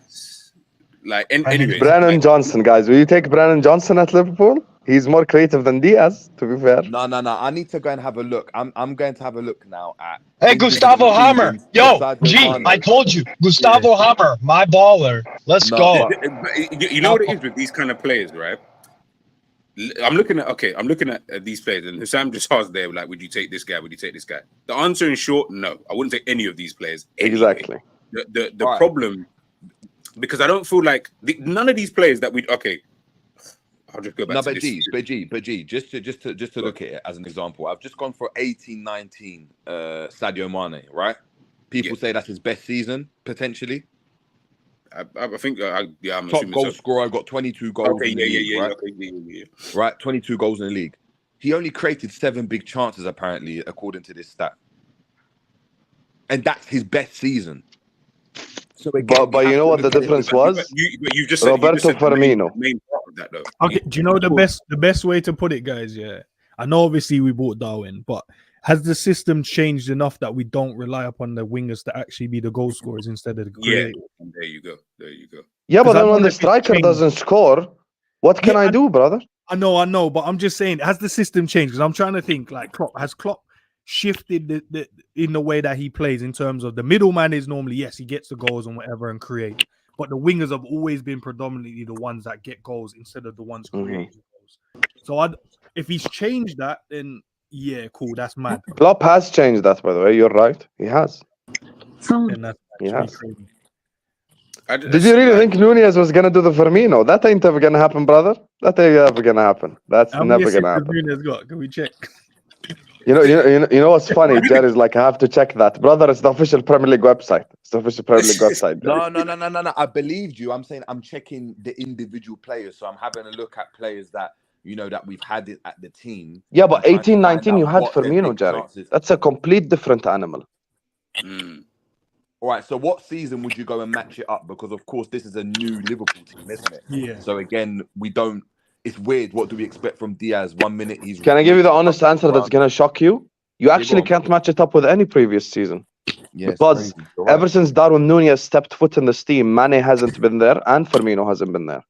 Nunez. I know. Obviously, they played together last season, but the guy played 10 games. Firmino. No, you're right. So I'm just saying, Enz is right. By the way, since Nunez stepped foot in this team, Klopp has changed everything because he believed that this guy would get the goals. Now the goals hasn't come from Nunez. That's the issue. Nunez. I don't like the banter, Steve, man. I don't like it. Stop it, Steve. Yeah, it's loud. Nunez ties his shoelace. Nunez. No, Steve, you're a Newcastle fan, right? Yes. So all them 19 goals Isak scored, where's that put Newcastle again? 6th place. The dizzying heights of 6th place. Let's go. And you're bantering Newcastle. Come on, man. No, I didn't like the chant. No, I didn't like the chant. That's what they chant at Anfield, didn't it? The guy misses a tap in. I had a question for Guy misses a tap in, and then like Nunez, and then the guy he just puts his thumbs up, you know, his thumbs up and starts smiling. He's loved by the Gakpo misses and then the commentator, Nunez is so unlucky. No, he's not unlucky because he does that 500 times a year, bro. What do you mean unlucky? Unlucky my ass. That ain't unlucky. He just crap. That's the reality. It's sad, and then even G was saying it, and then Gakpo misses, like hits the side netting or whatever, and there's murmurs in the crowd. People say, bro, you hear murmurs in the crowd, bro. You fully hear the crowd going, like, and you know when you hear people like it's like a sigh from the whole crowd. Like I hear it. Eating a packet of crisps, innit? You think the reaction is based on how the chance looks? Do we think the reaction is based on how the chance looks? What do you mean? So you know, like when Nunez gets a chance here, it's always like, I don't know, man. It's mad. Like we'll do some good little build up, and then he's there. And then when you say, let's say Cody has a shot, he'll cut in and just shoot. They'll be like, just put that in, man. But with Nunez, maybe it's okay. I'll say this then. You see when he went round the keeper against Toulouse and hit the post, and Gravenberch scored. Bro, they shouted Nunez after the goal. I was like, he didn't even score, bro. So why are you shouting Nunez? No one gave Gravenberch a credit on that day because trust me, like he gave him. He made sure the keeper hit the post, and everyone ran to Nunez. I think it was Trent or Robbo, one of them. Trent went to. I said, brother, you know that this guy scored, right? You know this guy spared the blushes. By the way, it's not even like Nunez scored and this, that, and the foot, bro. He spared my man's blushes, bro. You know what the issue is with the Gakpo Nunez thing? As sad as it is, Gakpo has 0 charisma. Nunez has 100% charisma. Yeah, that's true. That's why they chant his name. Gakpo has no charisma whatsoever. You ain't gonna go down the street and buy a Gakpo shirt. No one trying to do that. That's the reality. Hey, Hussam, I never sold my Gakpo stocks at PSV. I never did. Never will. You know yeah, but like I'm talking like just from a like fan attraction perspective, no one trying to buy a Gakpo shirt. Any, bro. Allow it, bro. Even though he's a smart footballer. Any in the chat, bro. That's what Savage keeps spilling, bro. He keeps saying about this guy. Hey, shout out. Eddie, I'm with you. Let's go. Like I said, these are the words of Savage. I'm not even gonna fellow autism Nunez, man. Let's go. Come back to Benfica. Let's ball, bro. Let's ball. The link I just sent you in the private chat. Yeah, I'm just about to. This is the comp that I played on my stream earlier on. If you do want to play it, just make sure you mute the commentary. Just play it slowly. And you will see that this is the problem with this whole conversation for me. Because every time you switch on YouTube, I'm not saying you guys, I'm saying rivals. Every day it's like, oh my God, Salah hasn't stepped up. I'm like, bro, I've had enough of this shit. So I just, I found this compilation I've been weaponizing that shit right there. Darwin Nunez is the problem. I've figured this out. Luis Diaz is the secondary problem. Those are the two I'd get rid of. I'll be honest with you. And I think as well with what Slot wants to do, like Mo Salah can still play a role 100%.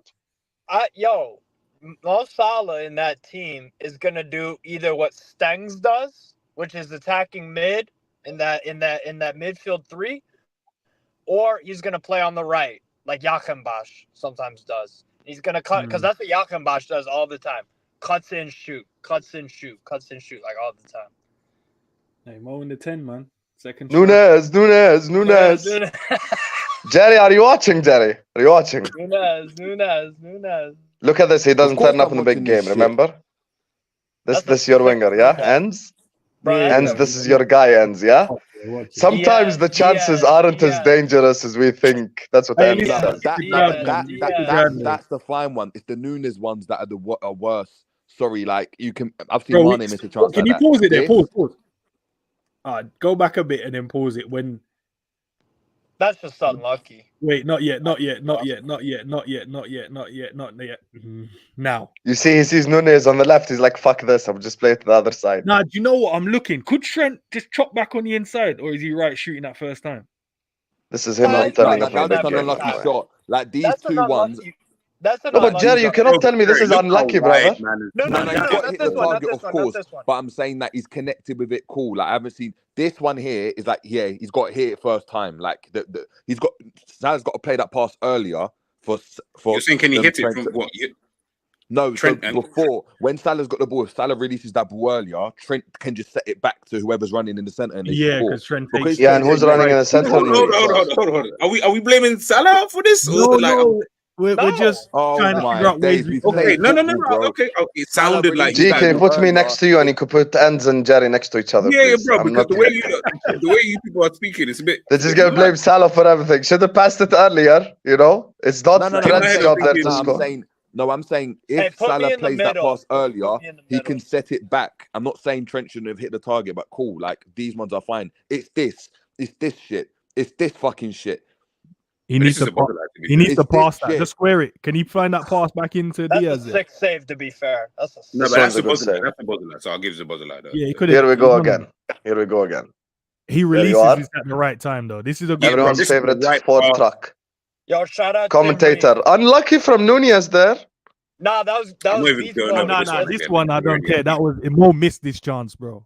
We had a debate. the Okay, other day. no. Okay. We can say Mo missed it, but we can say Nunez's miss was worse. Yeah, of course. But we can say Mo missed it. Of course. Do you even know who noble solicitors are to begin with, Enz, man? Have some shame. Hey, they solicit. This pass right here, can you just pause this one, G? Right here, this pass right here. You see, Jerry, why it's not a systematic thing. This is the type of shit that I talk about.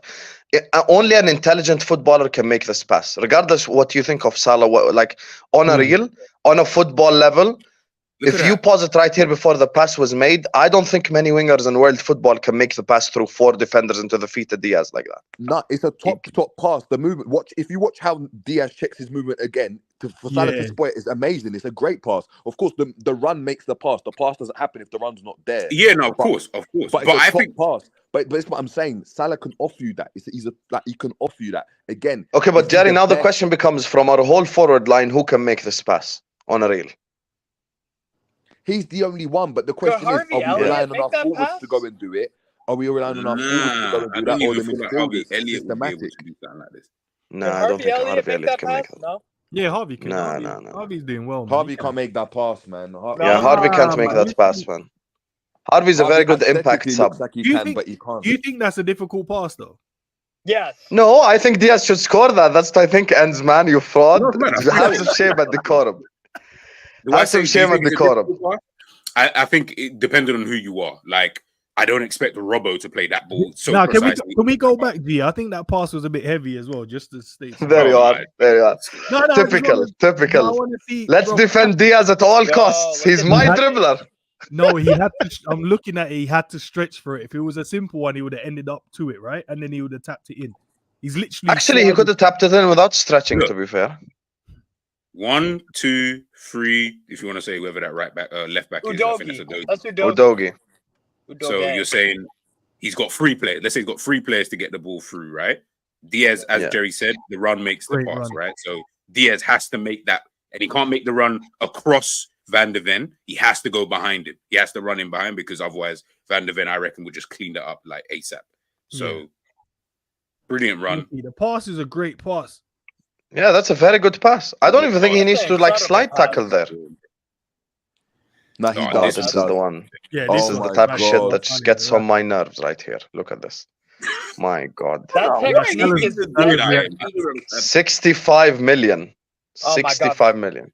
I don't mind this one so much because it came on so fast. That one I didn't care. Yeah. It's stuff like this. No. Can we go back and watch Diaz's pass in the first place? Because man, they ain't giving man credit for some of these, bro. No. You'll see it in a second. Because Husam's trying to cook him. So look at this part. Well, not this one. That wasn't Diaz. That was no. It was Diaz that played the pass in the first pass to get Mo in. Do you think Nunez would win a crossbar challenge? Yo, fuck this fucking Newcastle game. Oh my God. Look. Oh my fucking God. Oh yeah, it's a great pass. Great pass. Man, I'm giving some credit there. What a finish from Nunez there, straight at the keeper.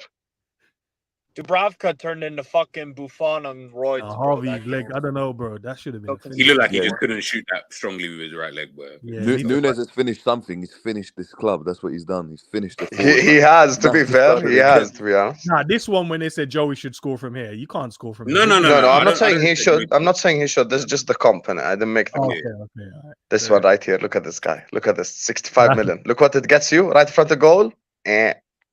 You know what? I actually think we score. I think we even score more goals if we just had played Diaz up front and left Nunez just with the under 20. You know, maybe so. You know, maybe if we score more goals. I think we just score more goals, and that's with the low chance creation. That's how bad. I don't expect to score this, by the way, that? so I'm not even getting onto Yeah, it. Yeah, this one fair enough. It's like yeah, I'm not getting onto here, it. right here. Oh, by the way, against Luton, he missed. with Talk to the me about ball. this one. Who missed this one? There you are. Nunez. Straight at Kaminsky as well. Zero composure, just zero composure, no composure whatsoever. How the fuck did you miss that? That's All 5 of us would score this, by the way, on stream. I don't know about me, but yeah, I don't know. Nah, it's in front of goal. You definitely scored, Steve. Bro, if you ain't scoring them, we're bantering you. You're definitely getting sold, bro. Yeah, these men are cooking these, man, bro. You're getting sold if you miss that. Bro, this one I allowed him a bit, but it just made no sense though that he almost went with both head and feet. I was like, just pick one. It's because Martinez got a touch to it. So he tried to You see why I said it depends who you get around him. Here, Luis Diaz, by the way, does the right thing. Keeps his run. He's onside. Has a fantastic finish. So he finishes this well. The goal should have been given. This is the VAR ruled off goal. So obviously, as you can see, if we just surround the guy with runners who can make this run in behind, and we just tell Salah find them, he can find them. You know, that's the point. This one is the most embarrassing one. Just pause before Nunez gets the ball, please. What a pass from Diaz again, Convince the whole world how Nunez from there gives it to Dallo. Is that not a big chance? What a pass from Diaz, though. What a pass. That's a fantastic pass. Now explain this. How can I show this to the world and go like it ends up at Dallo? Here's exactly why, Hussam. Here's exactly why. Look at this motherfucker's technique when he's striking a ball. He's chopping his foot downward. Look at that technique. I don't care if you're chopping your foot sideways. That ball needs to not go to Dallo. Like your option in this moment. That's why he fucks up so badly. Because look at this. Who strikes a fucking ball where it's like, bro? If he tried to get that at Dallo, it would be difficult. Like, do you understand? It's very difficult to get it to Dallo from there to begin with.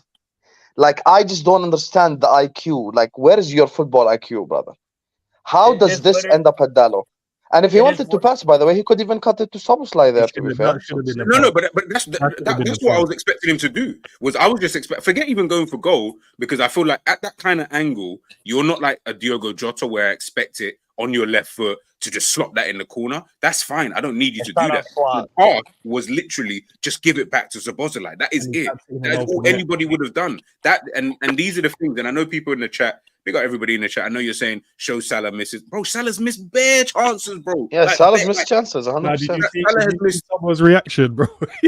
Bro, he was so vexed. He just said, brother, like, I'm done with you. Like, I'm actually just done with you. But I'm not, by the way, people, I'm not sitting here saying that this is only a Nunez thing. We've just seen Salah has missed chances. Diaz has missed chances. Gakpo has missed chances. We know all of that. But you guys look at these videos, and when you see these things on a consistent basis, and when we're sitting here having conversations about Salah, brother, he ain't the problem. Like, for me anyway, he can't be the issue. Because if you surround, like Diaz, that goal he scored against Spurs that got chalked off, fantastic goal.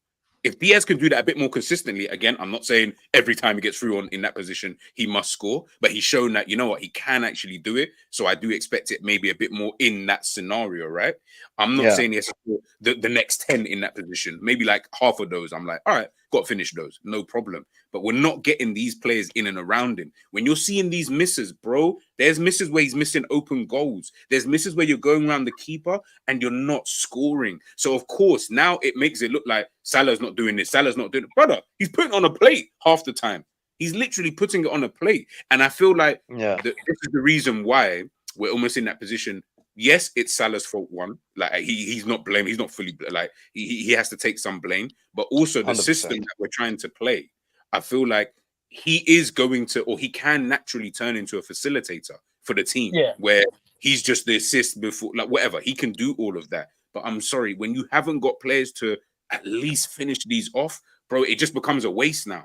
It just becomes a thing where it's like everyone now man are looking at Salah saying, I need you involved in this. I need you to track back. I need you involved in the build-up. I need you to... Donny was doing DM versus the Atalanta. What? Nah, that was off. You know where G? That was you know that stream we did, yeah. And I was like, bro, this man needs to help defend more, bro. I promise you. After the next game, this man, bro, he was doing DM. It was mad. It was Atalanta mad. was by far Klopp's worst tactical performance, by far. 100%. Yeah, both games they were crap. Like they were just, it just made no sense. And by the way, Jay, there's a word you said there that's key. Go on. There's a word there that you said key on a consistent basis. This is the issue now. Guys, Salah's been bad. Let's be real here. Salah's been bad, what, 4 or 5 games?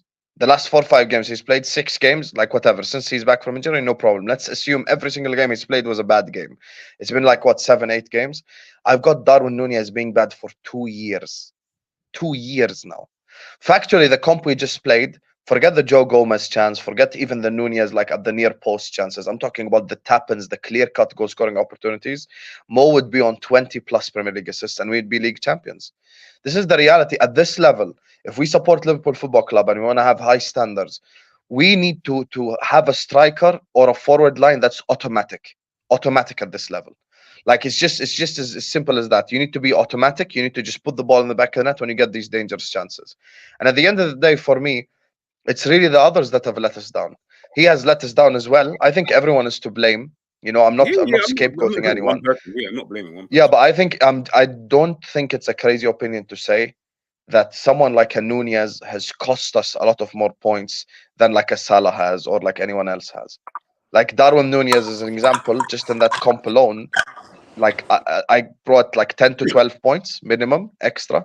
We're talking about right there, clear-cut goal-scoring opportunities. By the way, these ones right here don't even include the Crystal Palace chances, or the 2 at Everton, if you guys remember, the one Diaz had in front of goal and Nunez had in front of goal.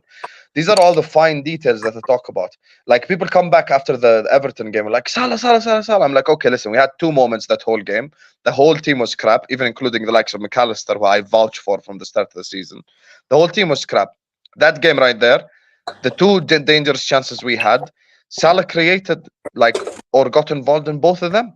He created the one for Nunez and the one for Diaz. He started. So I know he could get something. Just give me a runner next to him who could score goals. That's it. That's honestly it. Or a forward or a striker who could score goals, like a Tony, like you said. That's all we need, to be honest.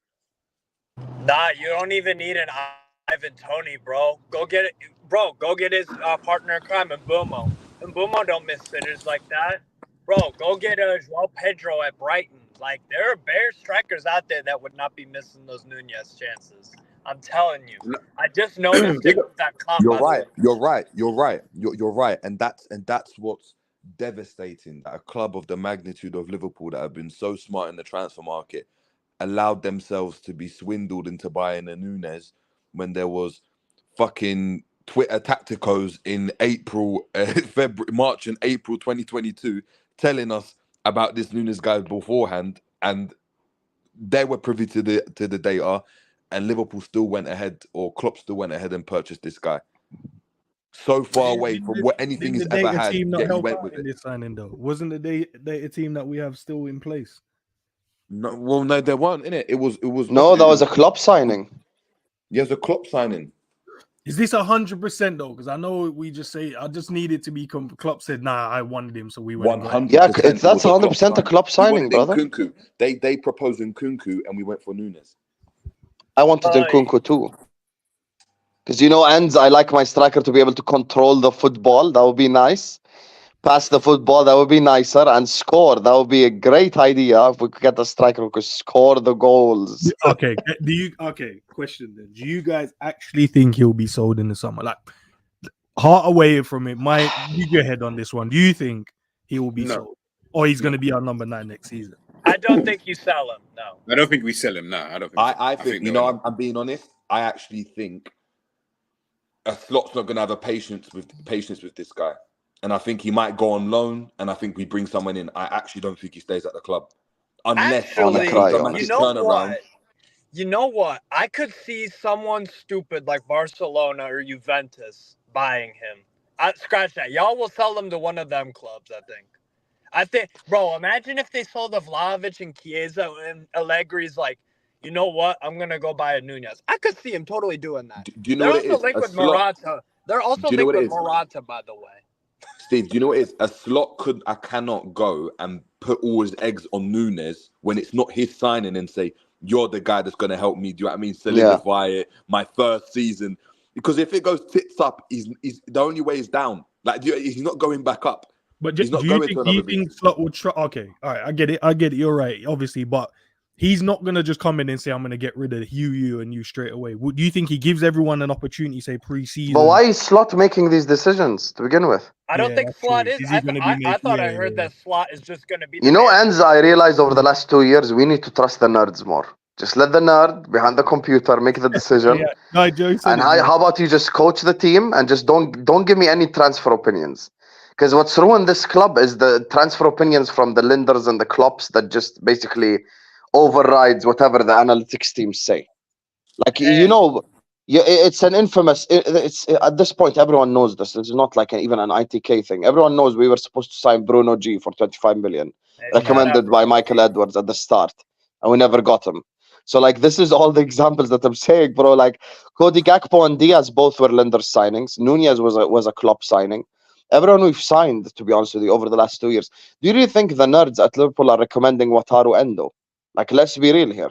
These are like, they've just overtaken the power, and I think the power shift is what has gotten us to this position. So for me, I loved the fact. Listen, you got me slotting and that. You got me listen. I don't even get to say what I said. Hey, slotting and shit, right? I'm just saying. I loved when I saw that he just wants to be like coach, and let the transfer people make those decisions. I don't want Slot to make any decision. I'll be completely honest with you, Enz. I'm genuinely not even trolling. I'd rather like he make zero decisions, and just like all the scouts and the transfer directions and the Michael Edwards make the decisions. You just don't say anything. You just coach this team and be happy to be here and shit. No, but he's not going to go and be like, oh, I want a footballer that can control the ball and hold up the ball and play back to goal because that's what I need for my system. And they say, no, well, you're going to have Nunez. Of course, there's nuance in it. He might not get the player he wants. But of course, in terms of profile, he will have his idea. And Jimenez and all the other forwards he's had, no one's been like Nunez. So unless he's going to change his system around, he's going to need a forward that can control the damn ball. 100%. We should sell him for our mental health, to be honest with you. Let me get through on that note. Let me get through some of the questions that you guys obviously put. And by the way, just before I even get into the questions, again, pick up everybody in the chat. Make sure you're smashing the like, subscribing to everybody who's on the screen at this present moment in time. I get what you guys are arguing against, the ones who are obviously big Nunez fans. Yes, you meant, I think someone, Ali Nus, I think you mentioned, why don't we show the Newcastle goal and the penalties that Salah has missed? We're not saying that any of these guys are like Haaland and they're just clinical. Heck, Haaland misses bare chances as well. Everybody misses chances. The problem that we have is that the main person that our chances are going to is missing such a crazy volume. So that's going to be an issue. So you like, I see it from your perspective. I get it. He runs around. I think someone said it there. He runs around. He does all of this work off the ball. And listen, that's fantastic. But now when we're asking him to just put the ball in the back of the net, this is going to be a problem. When Salah is playing the through ball, when we're asking Salah, and this is why at times I will always come back at it. When we're asking Salah, yo, we need him to do more. Brother, I'm putting it on the plate twice in a game, 3 times in a game, and we're not doing anything. Do you get what I'm saying? Like, we're not really doing anything to help that. So then that's always going to cause a problem moving forward in terms of Salah, because now it looks like Salah's not doing anything today. Which, by the way, I'm not saying he doesn't at times. He is just an absolute nobody on the pitch. I'm not saying every game he's perfect. But at times when he is trying to do something, when he is trying to set up his teammates, he is trying to get us the goal, the others are not helping with that. So now it's like everything has to fall on Salah. And we saw what happened with Barcelona and Messi when it just became, it's only Messi. And if Messi doesn't do something, Barcelona are going to lose the game. They're going to draw. Bro, it doesn't work out that way, bro. They called it Messi independencia. Messi dependent what's it? Not independent, dependency, or however the fuck you say dependent in Spanish. Messi dependent. Yeah, but and that's just that. This Remember is when people blamed Messi for the 8-2? That's the vibes I'm getting. I'll be honest with you.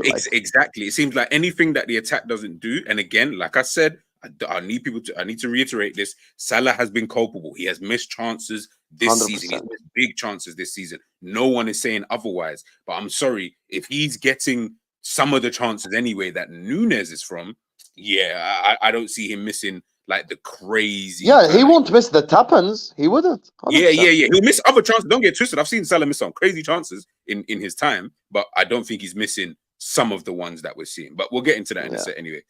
Honesty's asking here, question, didn't we want Mo before he went to Chelsea? Let's see, he signed then, would he be as good as he is now? Oh, we did. We did want him. But Mourinho was like, nah, you can't have him. We'll take him. Mourinho took him from us. Yeah. But then even, don't you think this actually strengthens G and Jerry's opinions even more? Because before Mo Salah became ready to come back to Liverpool and perform, he went to Fiorentina and to Roma and played there twice.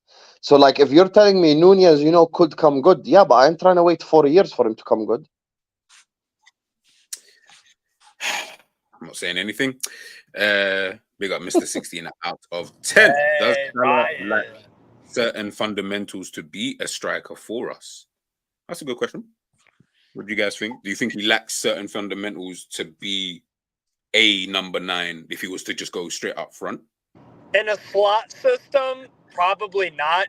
Just because, but then again, what you guys know better than me. For me, Salah is okay in the air, but for me, I think I said it on your channel. Nah, he's not a good striker in the air that I trust at all. I agree. In the air is one of his weaknesses. To be fair. Yeah, but so like Mane was always the guy kind of scoring headers, but so like Santi Jimenez is dominant in the air, and and the other strikers that he's slotted has had a Feyenoord have been dominant in the air, target man kind of thing. So I don't think he'll play striker for you guys. Like I said, he'll do a Calvin Stengs or a Joachim Bosch kind of thing, right, or attacking mid for me. You know what? Nunez doesn't even get in the box as much as he used to as well. Didn't in his first season, wasn't he scoring headers? Like, was getting the ball in the box and getting him in the air. I looked at all them comps. None of them was really in the air to him. No, you know what's the worst thing that happened to Nunez this season? Europa League.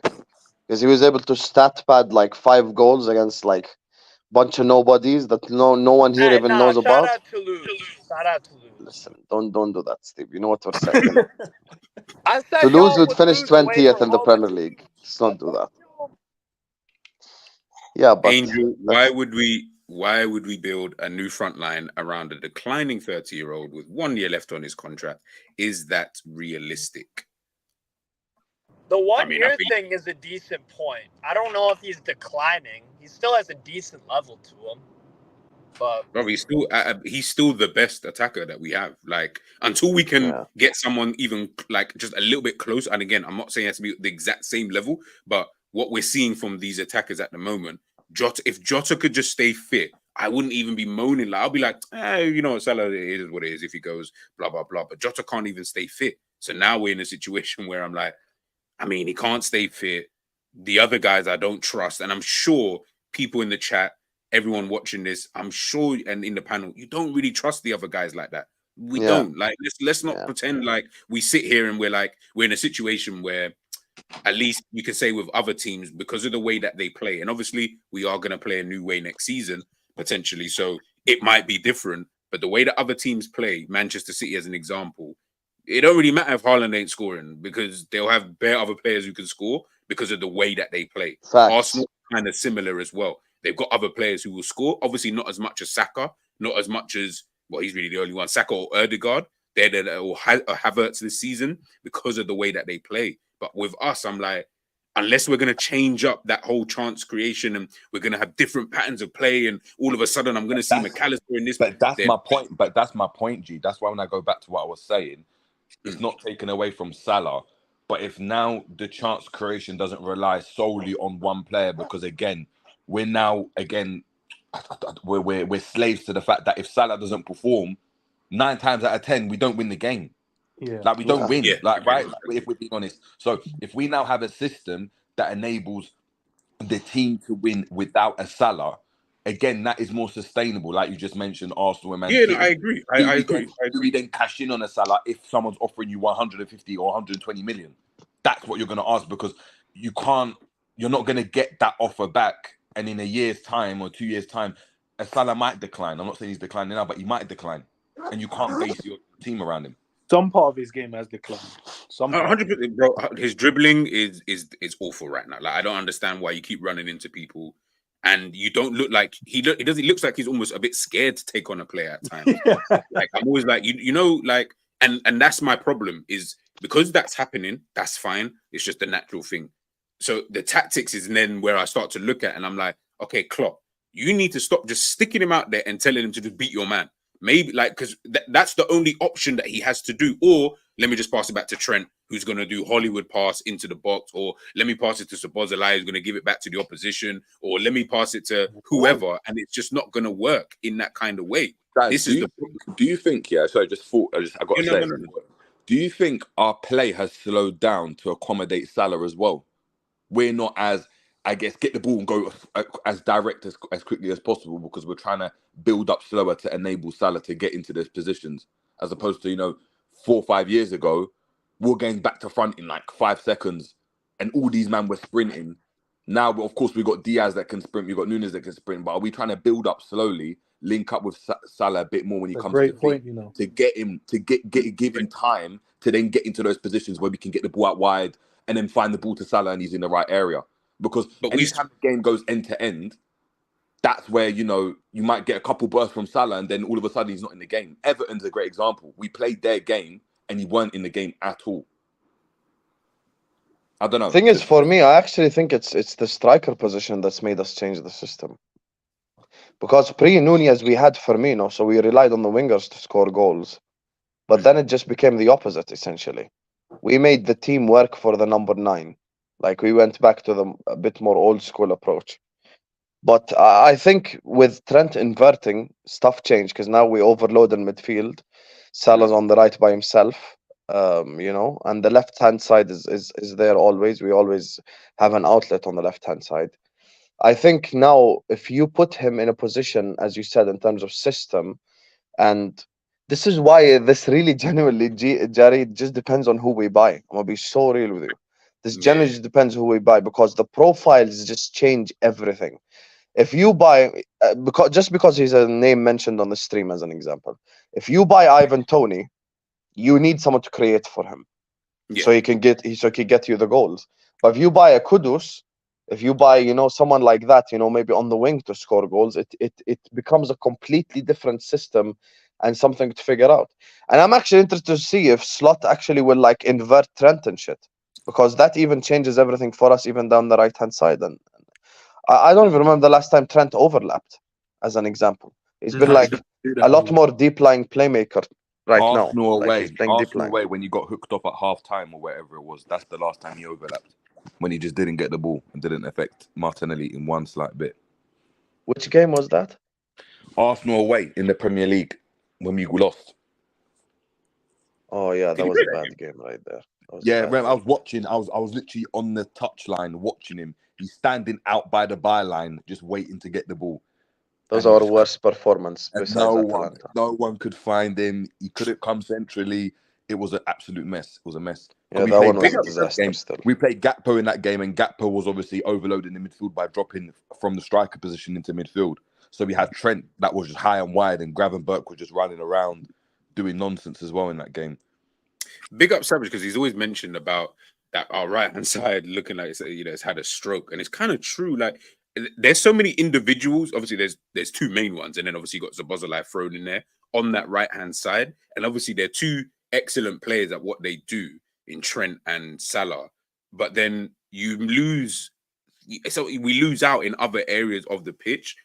Listen, the new manager's he's got a job on his hands in terms of not even the 100%. players, so to speak, just what are you going to do? For example, Trent, listen, Trent is Trent. We know what this guy is about. Does my system, and from what people are telling me, from what I've watched and read, he doesn't require the team to be doing long balls all the time. You know, he likes his build-up play. Does that negate what Trent is literally good, like what he's known for? So what do you do with Trent now? Because his game is literally, okay, I'm good at the passing. I can play the pass from the corner flag of one side, and I can hit the other corner flag calm, and it's not a problem. Do you think Klopp just goes Trent RCM? I could see that. No, he might do, but we have to remember again, like it's like what people say with this England golden generation nonsense, isn't it? You can't. It's impossible, right? It was impossible to go and play Lampard, Gerrard, Scholes in one midfield and expect it to be functional, right?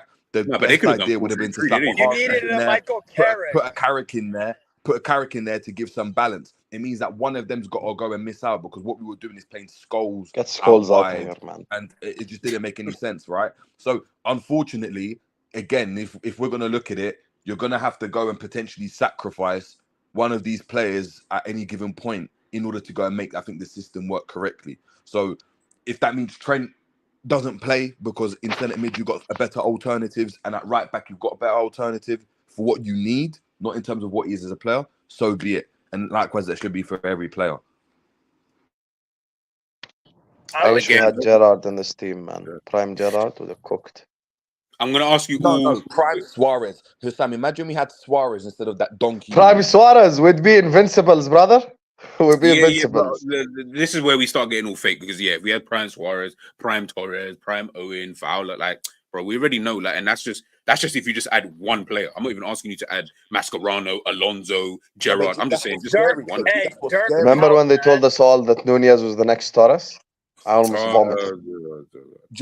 This is what I'm saying though. Any forward you're just gonna mention there, we'd be top of the league. That's how Torres, Sturridge, Suarez, Bobby, Balotelli, Sterling. Where do you want to go? Ings would, if Ings could stay fit, he'd be better than fucking. Yeah, Ings, because he could finish. He just couldn't stay fit. Jerry's had enough of Nunez. I love it. No, I don't even understand how it was a Salah conversation and then we just throw mad shade. Because this is what happens when someone mentions Nunez's name. I promise you, the conversation will go on. But I'm going to ask you guys a quick question before we head out. Guys, make sure you're smashing the like button. It's been actually a really good and funny conversation. I'm going to ask you two questions just to answer. Do you think Salah can evolve? And if so, what position do you think will be best suited for him next season? Sam, I'll start with you. Seeing that you're first up on it. Yes, I think Salah can evolve. He has evolved already. I don't think he used to create chances like he at the start, obviously, when he first came in. I don't think 17, 18 Salah could create opportunities like he could now. He could dribble better, but from a creative perspective, he's better now, in my opinion. Like, I think if you have Salah's physicality from 17, 18 and his dribbling alongside his creativity now, you'd have the ultimate footballer. But obviously, he's changed his game because he knows he can't rely on physicality forever. And in terms of like where can he play and all this, I know this is like it sounds like a sit on the fence answer, but it's not. It genuinely depends what direction we want to head in this summer. You give me two gunmen wingers who can score goals, we rock and roll. Let's go. Play him down the middle. Or you could even have, you remember there was a point in time where we were just kind of interchanging everyone. Remember when it'd be like Firmino go on the left for 10 minutes, Mane down the middle, and then we change a little bit, and then this guy'd go down the middle 5 minutes, etc. Yeah, just give them basically different things to deal with, so that could be a thing. It really just depends who we buy this summer. If you're buying creative wingers, then I don't think it will work. Like, think about it this way. Kvaratskhelia. We cannot have Kvaratskhelia, Salah, and another Kvaratskhelia. It doesn't work. It doesn't work, even with him down the middle. If you guys do buy a winger, y'all should go for like an Ektoroglu at Galatasaray. Or... No, but this is my problem, is that, like, I'm not saying he's not good, by the way. I think he's calm. The problem we're having, in my opinion, and this is why, Jerry, I was going at you about the whole Bowen thing, but now I'm probably more warming to that idea when I've seen these names that are being bandied about. When we got Salah, remember, we didn't have like a quality player. Obviously, we didn't know what Salah was going to be like, so fair enough. But we didn't really have quality, such so to speak, where you're like, if I get this guy, put Mane out to the left with Coutinho in there, like what Sam is asking for, where you can get gunman wingers. That's what Klopp ended up doing. He said, all right, I've got one gunman winger in Mane. I'm going to get another gunman. Obviously, I don't know. He didn't know he was going to do this, but he probably assumed he would do well enough, right? And then I've got Coutinho. It doesn't even matter. I've got Firmino, because Firmino is going to be the link man for the two gunman wingers. The problem that we're in now is that's when we were back then. Remember, we were on the come up back then. We're now at the top. So you can't go and get a Somerville or this guy or that guy, because you're almost like, you're not even getting someone who's like, their next step is to just go to Salah's level. You're getting someone who's like, okay, they need about 2-3 steps, and then they can even obtain that kind of level. Like, we need someone who's relatively close so that the drop-off isn't so mad, where it's like, Salah's not playing, get this guy. You go for Rodrigo. You almost, effectively, I'm looking at, you need a Rodrigo. I know that's not going to happen, but that's the kind of thing that you're looking at. You can't say, no, but exactly. But let's say, okay, and I'll add Bowen just to. All right, but let's just say no. But let's just say let's say use Bowen as an example, right? Bowen's what, 16-4, right? If you were to just go and use the numbers and say, let's say that increases by flipping whatever, 4 goals, 4 extra goals because we create more chances. That's 20 goals and now 7 assists. Now for me, that is essentially Salah level, or Mane level, or whatever you want to go and talk about. Yeah, that's what I said. I'd Bowen. I've warmed to that. But you're right. There's not a lot of them in terms of if you're looking at what City are doing, they're having to go down the route of, we've got a number 9 that bags goals and get creators around him, because they haven't got there isn't another Salah that's going to get you 40 goals, 30 goals from out wide. I hear that. Positions. It's not going to happen. So we need to again, Klopp, he sees it. He probably saw it and said, there's no one about it, but he just went and bought Nunez. That's the thing I don't get. That's the thing. We could have got fucking Haller, Sebastian Haller, and you would have done better. No, I'm kidding you not. But we decided to get this guy. We could have got flipping anyone with any forward. Callum Wilson. Yes. No, but Jerry, you know what it is? This goes back to the initial question, which G was asking. And that's exactly why I wouldn't sell Mo Salah. Because it's a commodity that we cannot find elsewhere. G just said something that genuinely summarizes the problem at Liverpool Football Club. The statement he said, which is, we should go get Rodrigo then. Everyone on the stream knows Rodrigo to Liverpool is not happening. Yeah. So by just using genuinely just that standard transfer logic alone, I cannot let go of Salah. Because I know it's difficult to find or difficult to replace. But I can replace Nunez, I can replace Diaz. Those are easier to replace. And you could actually upgrade on them. And that's the point that I'm making, Jerry. Like, if you get me a gunman striker, bro, here's the thing. I don't think you can find a winger that can score that many goals. But the Bowen example is a good one. The issue is his age. Michael Edwards is back, which means 28. We ain't gonna sign him. That's the reality. Epstein age nonsense. Get me someone that can do I'm with you, but that's what Edwards will do, though. I need a fucking car. There's a funeral. I need to go and get to this country for this funeral. I can't wait 2 months to see if the price is going to be cheaper. I'm with you. I'm just telling you what Edwards will do. Fuck Edwards in that regard, then. Fuck. But this is why when we have when I keep the data, bro. So we gotta trust the man them with the data, bro. No. The thing is, and you're saying it there. Sam said it there. Everyone said it. I agree. I'm not saying don't trust the data. The problem that you're having with this said data is, as an example, they probably looked at they can probably look at the data and say, okay, even without looking at the data, okay, Rodrigo is probably the best player out there that could potentially be obtainable if we were willing to spend that kind of money, whatever that amount is, right? We know he's better than Bowen. We know he's better than flipping Somerville. All these other names you want to throw out. Rodrigo is probably better than all of them, right? But the fee that it would probably cost to get him would be mad. Now you're looking at a Somerville and you're saying, okay, Somerville data-wise probably matches up to some of what Rodrigo can do. Like if we looked on Football Manager right now and I looked at the numbers, his acceleration might be the same, his passing might be the same. It might all match up in that degree. The problem you've got is that if I just use Football Manager as a basic example, Rodrigo's a 4-star player on Football Manager, and he's a potential 5-star at this moment in time. Whereas Somerville might be a 2-star player, but with the potential of a 5-star. So in your head, you're like, okay, I can still kind of get the same player, but I know he's still a 2-star player. So it's going to take him a minute, as Jerry said.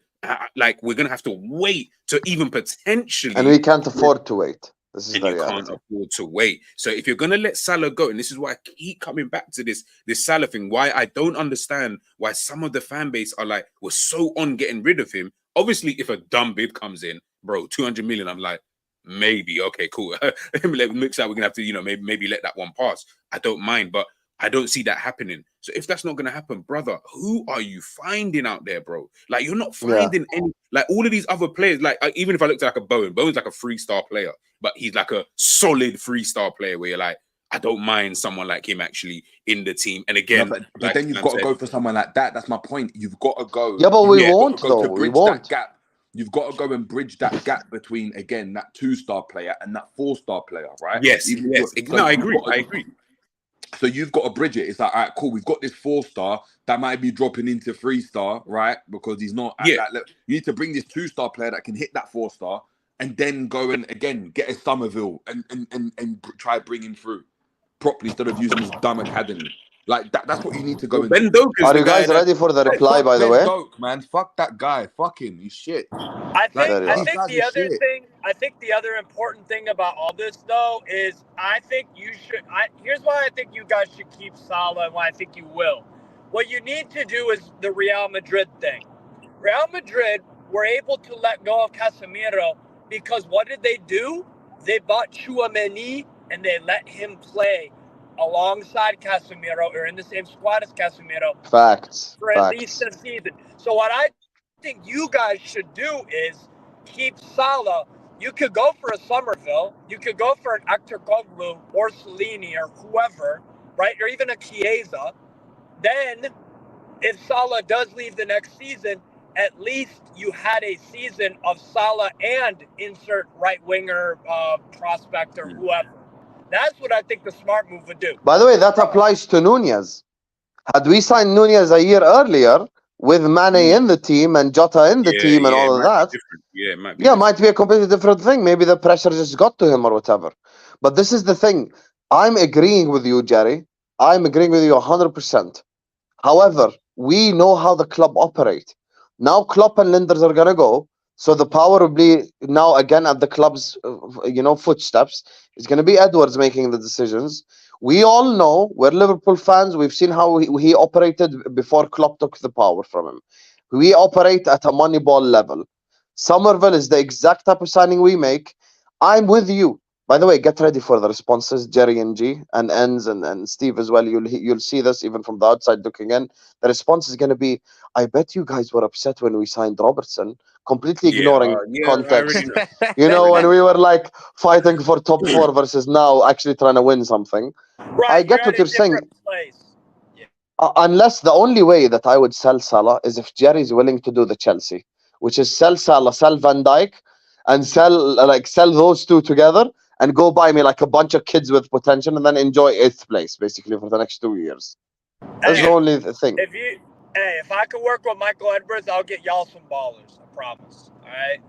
Listen, the problem is, are you getting me ballers who are playing today, or are we getting ballers no. We're saying ballers. In 3 years. No, you're saying ballers. We're saying ballers, and our forward line would be Salah up top with Elliott on the right and Somerville on the left, with.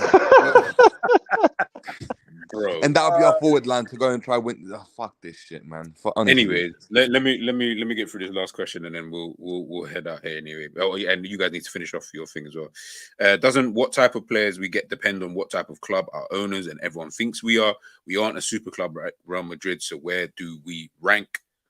Club wise, we rank relatively high, but in terms of on the wider spectrum in how we spend money and stuff, we rank super low, like somewhere way down the bottom, like middle of that list, because we don't move like a club who has money, who makes crazy revenue, and who has a lot of money to actually spend. That's just our owners. They keep us sustainable, as they keep saying. Honestly, it doesn't even matter. That's why I don't care about them anymore. I'm just like, know your owners, know that this isn't going to happen. So we need to then start looking again at these alternatives. But if these are the alternatives, as Sam said, just make sure you enjoy that 4th place, 5th place, 6th place. Exactly, fact. All of those things, and Hey, just by be the time happy. Somerville will be ready, Salah will be finished. So it's like exactly. By a the time cycle, basically. Ends, I'll go to you next. The question I asked: do you think Salah can evolve? If so, which position? If you think he can evolve. No, yeah, I definitely I think he can, man. But I remember, as I said, man, I remember mentioning it to you guys, and you man told me to shut up and that stupid questions.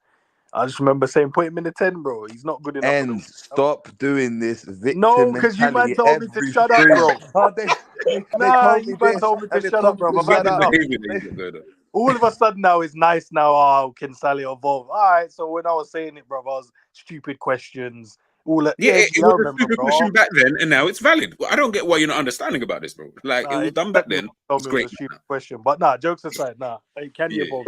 100%. Can you evolve? 100%. But I think you guys are making some great points. We can't now go and buy players that's not at our level now. Yes. The Somerville one, I took the time out because I spoke to Savage. I was like, Somerville. The only thing I remember about this Donny was the goal he scored against us. When I watched him, I'm like, yeah, he's tricky. Yeah, but this man keeps falling over every time he goes to shoot, bro. So we can't. Yeah, I can't have these guys, man. But you like Diaz though, so you should like Somerville. Every time I watch Leeds this Diaz season, is better to be than fair, he's been their best player every time I watch. No, but the other thing that we have an issue with as well, and I know we can't change the location of Liverpool, but I'm looking at all the players that we could potentially then go and get. I'm like, do they want to come and live in Liverpool though? Do they? Probably not. I'm like, these man. And there's a bigger problem I think you haven't thought of. They man won't come and play for us, man. Jurgen Klopp. No, let's imagine we want to buy Rodrigo. Who's gonna call him? Arnie Slot? Nah, Rodrigo shout out Arnie Slot. You'll like him eventually, Hussam. That's not the point, Steve. Rodrigo ain't trying to listen to Slot, brother. Yeah, I'm That's thinking would Rodrigo want to leave the sunny, beautiful capital of Madrid. And yeah, Rodrigo ain't trying to listen to Slot, brother. He's like, who the fuck is this guy? Hey, Arnie who?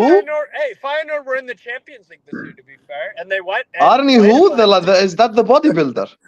Yeah, I honestly don't know, man. And yes, you're right. Let's go back to doing this whole. Let's go by the data, but then going by the data, man. Listen, some of these signings are going to be overwhelming or under whatever way you want to put it, man. Some of these guys are the Somervilles, even if you say Bowen, you're like, yeah, that's cool. But is Bowen the level that we need? Okay, so just on that, you see, thank you, you said it and not me. You see how you just responded to that?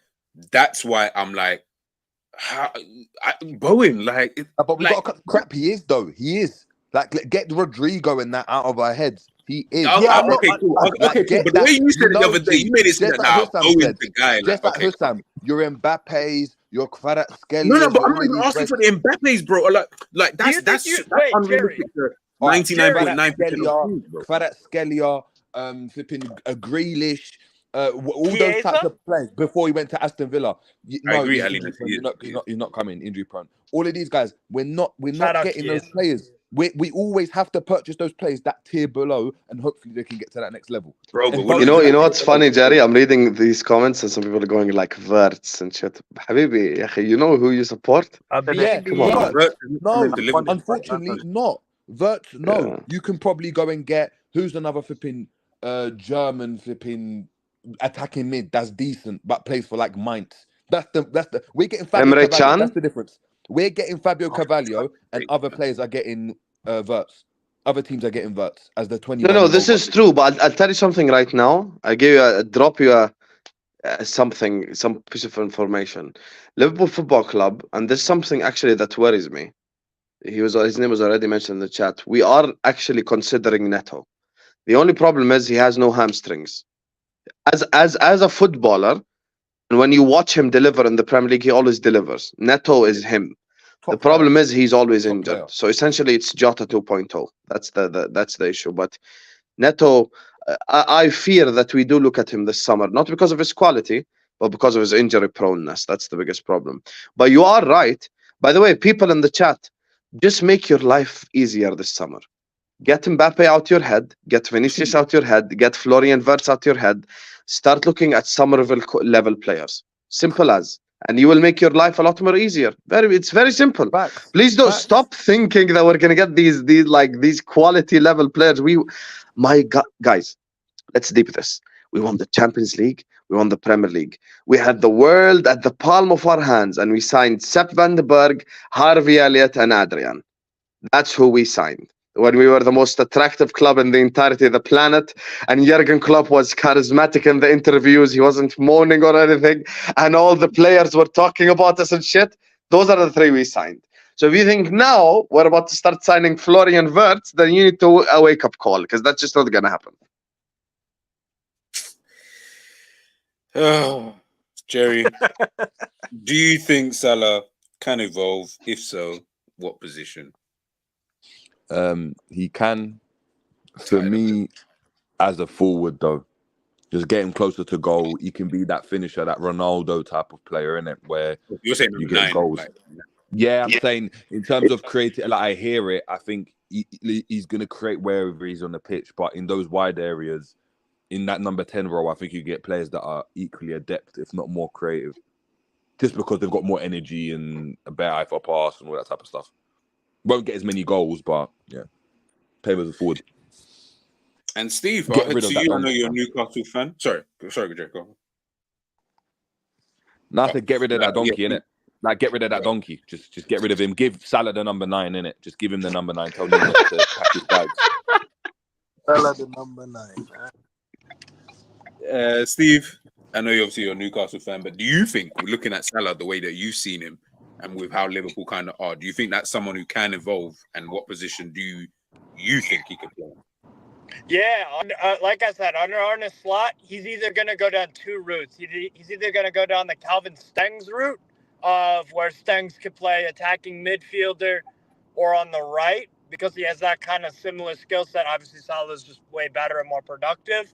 Or he's going to go down the strictly Joachim Bosch kind of route, where Joachim Bosch plays on the right, whereas Yakuba Mint is more of a straight touchline sort of winger. So I think he can't do what Minter does. No, Minter's way too direct and exactly. Yeah, exactly. Like Salah's more of a finesse playmaker winger at this point now, and Joachim Bosch is kind of the same thing. Whereas Minta, he's not going to be doing the Minta thing. He'll play because he plays his right wingers differently, because he's got Joachim Bosch and obviously Minta are way different wingers. So I think he'll play right wing if I had to nail it down on a position for Salah, for me. And I think he'll do well. I think he'll do really well. And I trust. Overall, I just trust that you guys under Michael freaking Edwards, probably pound for pound the best sporting director in the world, you could say. He's up there. And a manager that I think is very similar stylistically to Klopp, but defensively a bit more sound, and like I said, likes technical midfielders. Like, that's a priority. I think y'all will be pretty damn good next season. I can't lie. And I know, and Hussam, I texted Hussam before Slot was the point. I was like, yo, Slot would be a guy that would be good for Liverpool. And I told him, you'll like him eventually. You will. Yeah, I'm slotting now. Hey, we're making progress. Listen, no one's going to change. I am excited to see y'all, because I like watching Feyenoord play. I do. I'll probably do a watch log for them on Sunday, to be honest. So, but yeah. Guys, big up to everybody on the panel. You guys already seen their YouTube channels. Love to Enz, love to Sam, love to Steve, love to Jerry. Big up for joining me this early morning over this side. Hey, Sam, what time is it over there? 8 a.m., bro. I just got out of 3 work. p.m. Oh, you're in the afternoon. Okay, that's all right. And you're on 8 I'm 2 hours ahead. 2 hours ahead. Oh, 2 hours. Okay, cool. Go so ahead. yeah, guys, love for Go everyone ahead, jumping in. I mean, Prince. I'm listening to what everyone's saying, and it's so mad, because the reality is we do need to get slapped back down to earth. You almost can't even let Salah go. I'm sorry. From listening to what everyone's saying, you actually can't. From when I'm hearing some of these names, I'm just like, buy really? a right winger. Buy a right winger and let Salah kind of teach him or whatever. Replacing the heir apparent. That's what y'all should do. Yeah, and this is it. That's the kind of That's the kind of route that you'd have to end up going down. So if it is Somerville, no problem, but you cannot sell Salah. It has to be someone like Somerville comes in, has a year to just bed in, and then hopefully we pray that he moves from a 2-star to a 3-star, and then we can kind of move sick, from there. though. He is sick. I do like Somerville. He's championship level sick. I mean, Premier League, he didn't look all that, but yeah, championship level, he looks good. But if that can then turn into someone who can potentially be good, then calm. But obviously, we'll see about Salah. I still think that there's a possibility he could leave the club. And I think this just could be a way of just not being lowballed in the transfer market by just coming out and saying he's available this summer. So watch that one. Game of poker. Don't show your cards kind of thing. Game of poker. Guys, please make sure you smash a like. Please make sure you share and subscribe to the channel. Might be back later on. Check This Is Football. I'm sure Hussam has got something later on for the peeps. So make sure you guys head on over there alongside Ends as well. Make sure you keep your notification bells on, Steve, for the watch-alongs. And I'll see you guys potentially later. But if not, because I'm tired, I'll see you guys tomorrow morning, 10:30. Peace.